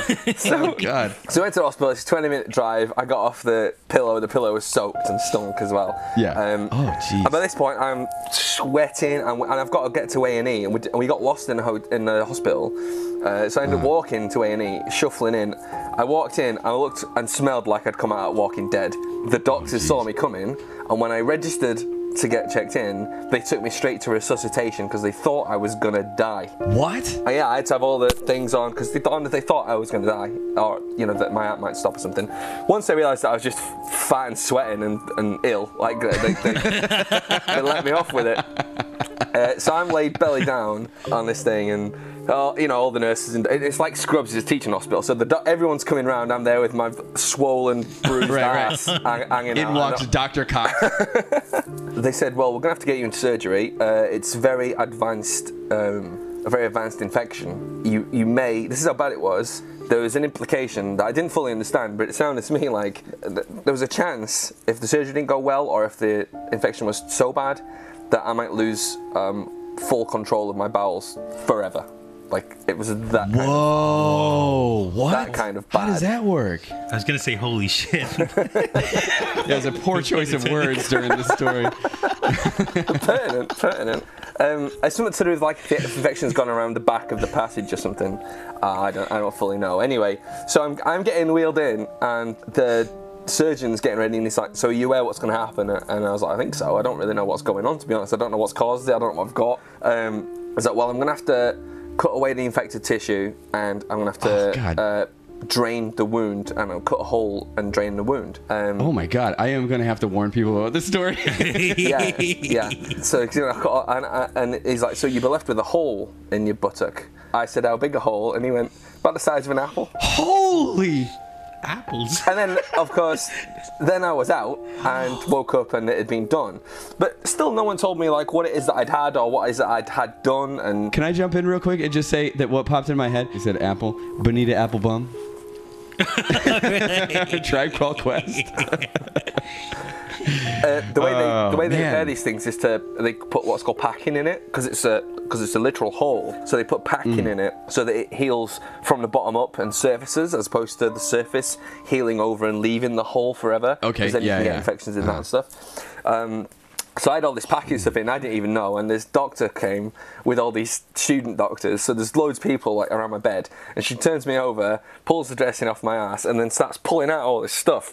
Like this never-ending stream of... It's like a clown with the tissues coming out of the nose. Like yeah, exactly like that. It's exactly like the Donald Trump meme as well, but coming out of my ass. It's a nightmare. It does. It sounds like a nightmare. I mean, it sounds like a nightmare you would actually have, like for real, like an actual nightmare. So just to wrap up then, to summarize, in conclusion, what I had was called a perianal abscess, and I think it might be worth mentioning because I don't think in your audience there's going to be any more kind of overweight, sweaty guys who sit around animating all day. But this is called... yeah, dude. You're talking to one. Butt feels good, though. Butt feels good. Butt feels good, I gotta say. If this were a video, I would pause it, and I would have a little text that comes up, butt feels good, Rob Yulfo. And it happens if you sit down too much, and it's like to do with ingrowing hairs. And then sitting down too much. So the advice I've been given is to exfoliate properly and make sure you don't sit down for long periods at a time. Interestingly enough, this was the first job I've had since I quit smoking. So the first on-site job I've had since I quit smoking. So when I was smoking, people would comment when I was at work that they didn't know how I got all my work done because I was always up and down, going out for a cigarette, making a drink, making a coffee or tea and going to the bathroom and stuff. Whereas now, when I started this job, I noticed that I was in my seat a lot more than I used to be, plus the travel. So yeah, so this job literally taught me a new asshole. Perfect. Oh, I'm done. That's... Good night, everyone. Oh my God. As he's saying that, you're like, oh, you sit down too long. And I'm like ready to end this interview and just walk for the rest of the day. Yeah. Like, I do not want to sit down anymore. That was also 20-minute lead up to a Tormian, you asshole joke. But this is true. Like, this actually happened. This is all true. I've still got the dressings on now. I'm not going to show you, but every day, my girlfriend changes my dressing. Every year we have one story that just seems like, this is crazy. This is insane. I never expected anything like this to be on the show. This may be this one this year. Yeah. I can't think. This went so, because when you messaged me and you said, I got a doozy of a story this year. Okay, all right, let's set up a time, let's do it. And you're starting out, it seems kind of normal. It seems like it's going to be maybe you're not getting paid or a sleepless night or whatever. And then from hemorrhoids to blown open ass cheek with smelly liquid coming. This is I never incredible. actually had a hemorrhoid. That was the thing. It was always the infection that was causing me pain. It was just how. Wait, can I ask you a question then? Were the suppositories erroneous? Like, you didn't need them? No. No, they helped with the pain. So. Oh, okay. They helped better than painkillers did. I don't think I'd have got through the work if I'd not had them. Did you have like one of those? I know that's for hemorrhoids, but you know those inflatable donuts. Yeah. So what happened was that every day after I got released from hospital, I spent 2 nights in hospital, and every day afterwards I had to have a dressing change. So I was getting district nurses at first, so they would come to the house and change the dressing, and they said, "Do you need to get a cushion?" And I was like, "Well, yeah, because I'm having to turn." So I was getting offers. So this is the other thing. I was getting offers from London then. Because as far as I'm concerned, I'm back on site now, full time, and I'd sent emails out the week before this happened. So I started to get replies and bites from London, and I had to turn down loads of work. I had to turn down feature film. Oh no! And I didn't work that entire 2-month period. Didn't do any work except for a couple of bits like remote work that I could do. But the district nurses recommended me like an inflatable cushion. That actually really did help, but it was still like a few weeks before I got that. So I was literally sat where, like right now, I've got the laptop on the seat of the sofa, and I'm sat left side, so there's no pressure on my bum. And this is how I would sit and work for a couple of weeks, just doing bits of stuff for clients. I had to get used to doing that. And yeah, he's gonna be you're gonna be Martin Applebaum now. Wow. You know, you did your the back. Yeah, your back pain episode. Yeah. I think we did do an ass pain episode. Well, when that went up, because I was after I'd sent you the thing saying I've got a doozy of a horror story, and then you put up the thing, the episode about health, and I was like, oh man, I should have got in before we put that up. I got some health advice. It's funny because mostly what I say in that episode is variance. Make sure that you're not in the same position all the time. Yeah, exactly. Yeah. It doesn't really matter. Like, you know, you can have good posture, but and standing tables and all that. But the most important thing is to vary it up. Is to move. Well, I found when I had a standing table that I did encourage movement a lot as well. A standing desk. But even that can cause problems. That can cause issues on your hip and your knee joints I would favor one leg the whole time, so I ended up having one leg really sore. Yeah, right. Yeah, exactly. That kind of thing. I mean, it's good. It's good for a bit. But it's also really difficult for doing, well, I don't need to recap everything that happened in that episode. Well, one thing I've been started doing is the Pomodoro technique. I don't know if you've heard of the Pomodoro technique. Where you do, no. It's a little app you can get for your Mac, or you can just use a timer, but it's like 25 minutes of concentrated work. So you turn your headphones in, even if it's just to block everybody else out if you're in an office. Oh, I see. But turn off your emails, turn off your messenger, turn off your phone, everything. Work for 25 minutes and then take 5 minutes and get up off your seat and get a glass of water, check your emails, whatever, and then get back to it. And if you can get, the idea is that 10 of those 25-minute periods, those concentrated periods, is equal to one work day. If you weren't doing that, right. You know, if you were just kind of sat at your desk working all day, you'd get that amount, 10, 25 minutes sessions in all day, whereas this way you can do it in half a day. That was an actual horror story that was during a freelance project. That was, by definition, a freelance horror story. I knew you'd like it. It definitely ruined my life because I enjoy sitting. I enjoy sitting a lot. I'm a very lazy person. Life. So now knowing if I sit too much, my ass will explode. Not necessarily. Some people are more prone to it than others. Cab drivers get it a lot, I'm told. Cab drivers, lorry drivers, people who sit a lot and don't move positions. Yeah. As long as you can move position and apparently exfoliate Sure. When you wash. Oh, thanks for sharing that story. That's amazing. Yeah, so we're going to let you go so that you can go exfoliate your ass cheeks with a pumice rock. Great story. I've specifically not mentioned it on Facebook either because I was giving you the exclusive. Like, no one knows other than my family and stuff. That's perfect, man. So this is a worldwide exclusive. It's an exclusive, yeah. Martin Applebum Bells.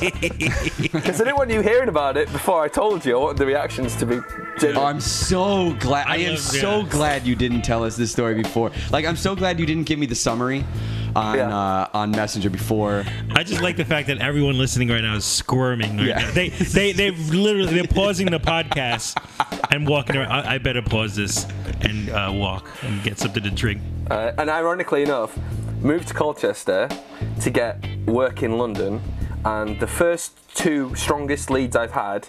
I mean, I did a Rolling Stones video last week and stuff that's coming out next week, I hope. Wow, okay. But like in terms of longer projects, sort of 3 months, and I want to get into previs as well. So 2 previs leads. One of them's fallen off the radar. I kind of get the impression that this happens a lot in previs because the movie's not yet in production. Yeah. One of them was at Pinewood Studios, the first one, which I can't commute to Pinewood from here. Pinewood's outside London, where they're making Star Wars and stuff. The next one is in Budapest, so can't commute there either. All right, and that's the story of how Martin turned his ass into a jack-o'-lantern. Oh my ass-a-lantern. God. Ass-a-lantern. I don't even know. What do you say to that story?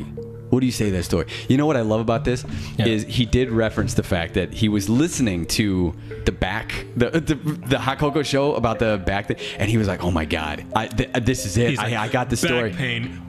You're gonna, ass pain. I thought you were gonna continue going with that. No, it's implied.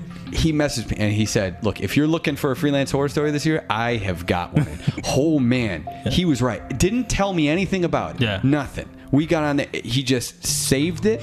But look, this is a good story. It's a good thing to end with. And I think there is something that we can do, that we can talk about, at least a little bit on this autopsy. The fact that don't sleep on the fact just because you're an artist and just because you're sitting down at a computer and everything, that some crazy shit can't happen to you.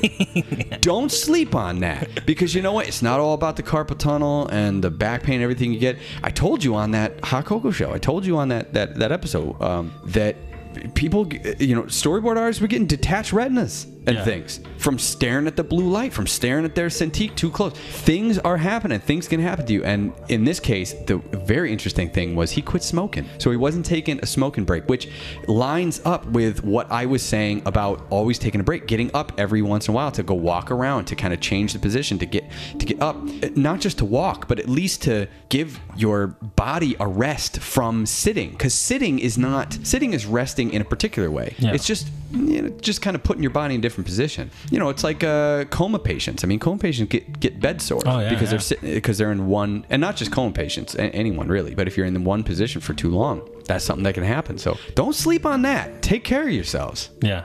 You got to save your ass, man. How long during that whole thing that I was saying? When during that entire thing that I'm trying to... It's our duty to warn you about your booty. Yes. Oh my God. It's our duty to warn you about your booty. That may be that's the tagline. That should have been the teaser. Wow. It really is just something I'd never heard of. Never thought about it. Never thought about it. I don't know if I said it in the podcast, but I compared it to like a House episode or something. You always just I think you did. Yeah. And it much like the virus movies, where it's just like no one knows where it came from. That is straight up.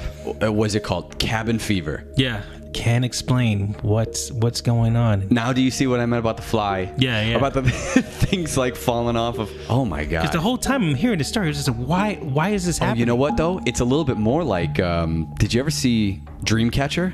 Oh. There's a lot. There's a lot of ass stuff that happens in Dreamcatcher. It's like aliens that are coming out of asses, and you saw that. You remember that movie? That was weird. I saw that in the theater. You know what we should have done? We should have made the transition when we got into the story. And now for something completely different. But it's good though, because we started the entire show with Tomm Moore's story, which was. It was not about a project. It was about something that happened to him.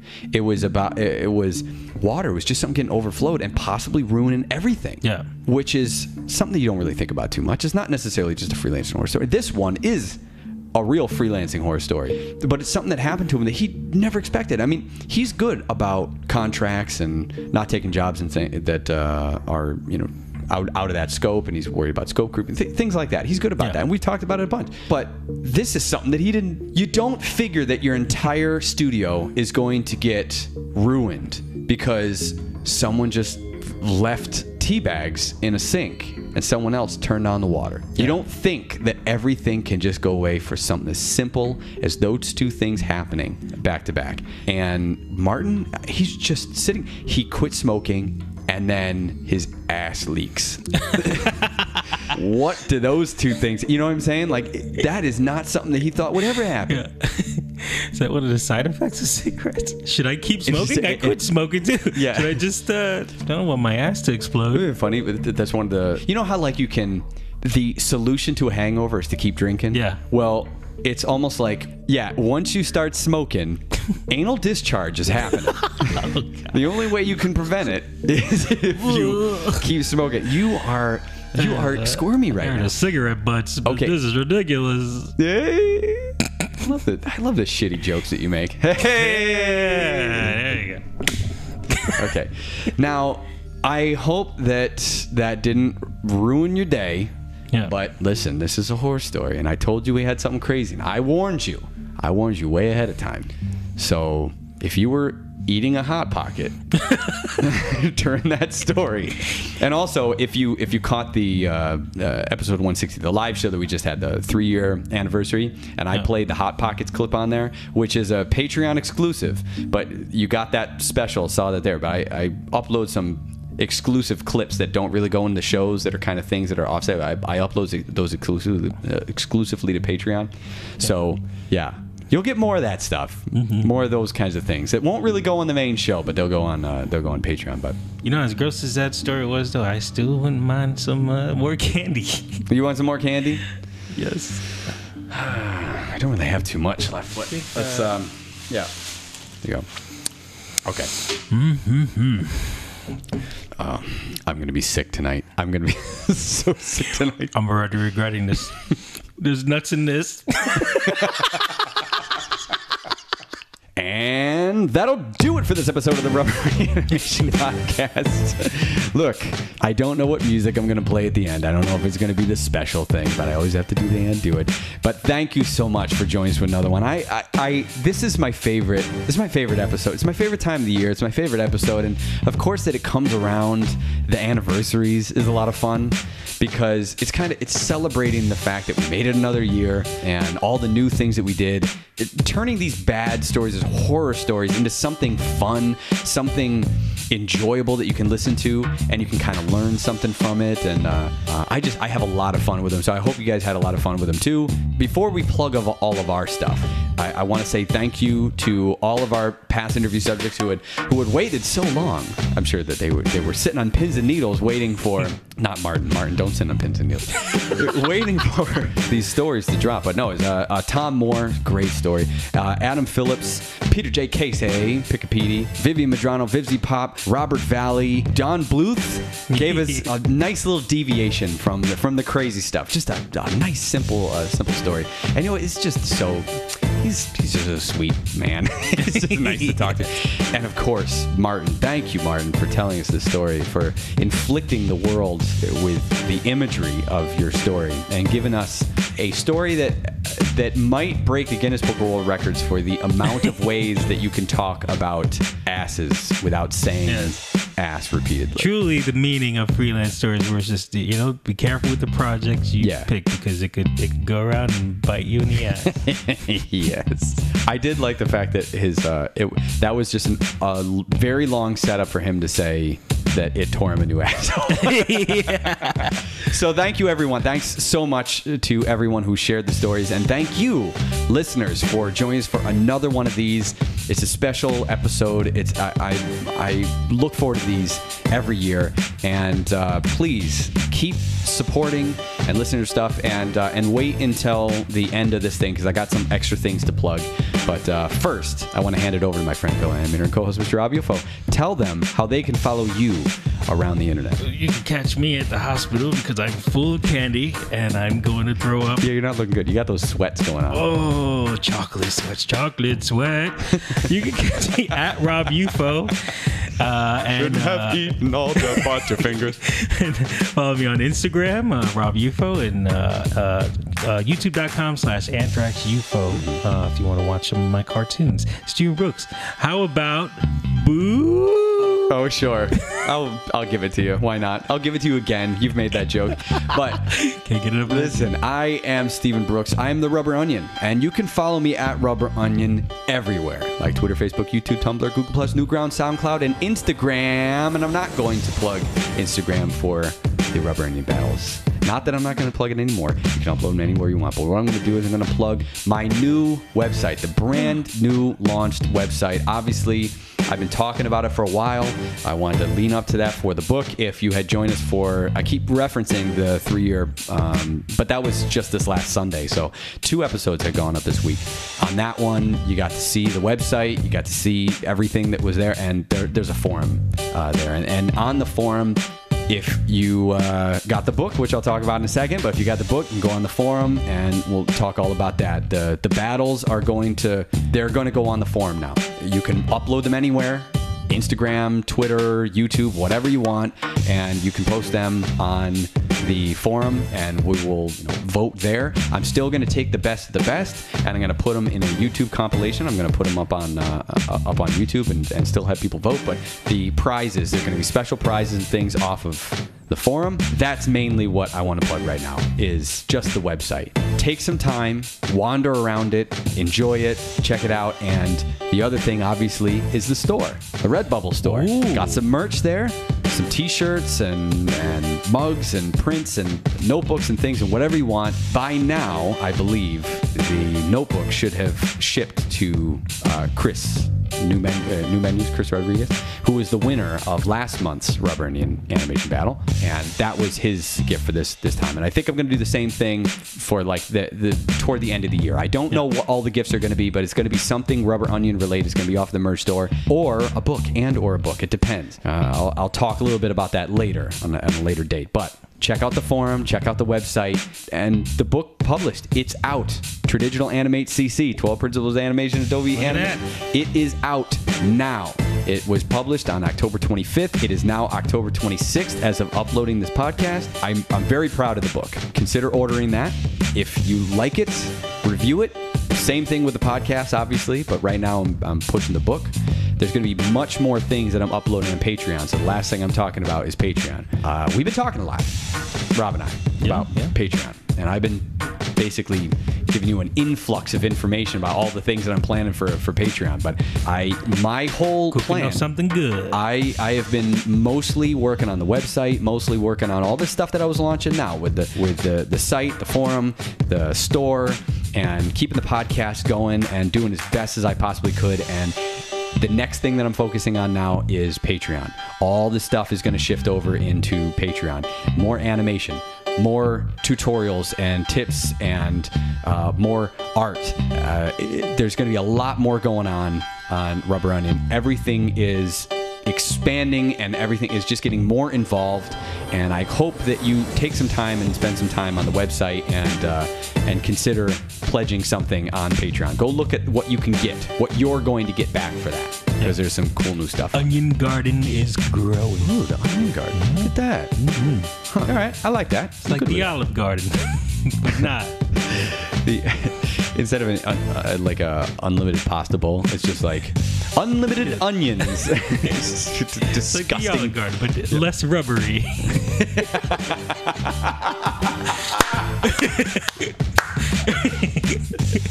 Well done, sir. Listen, people, if you like it, please subscribe. Tell your friends about it. And don't forget to say hi. Oh, more candy. Goodbye. Bye. Goodbye.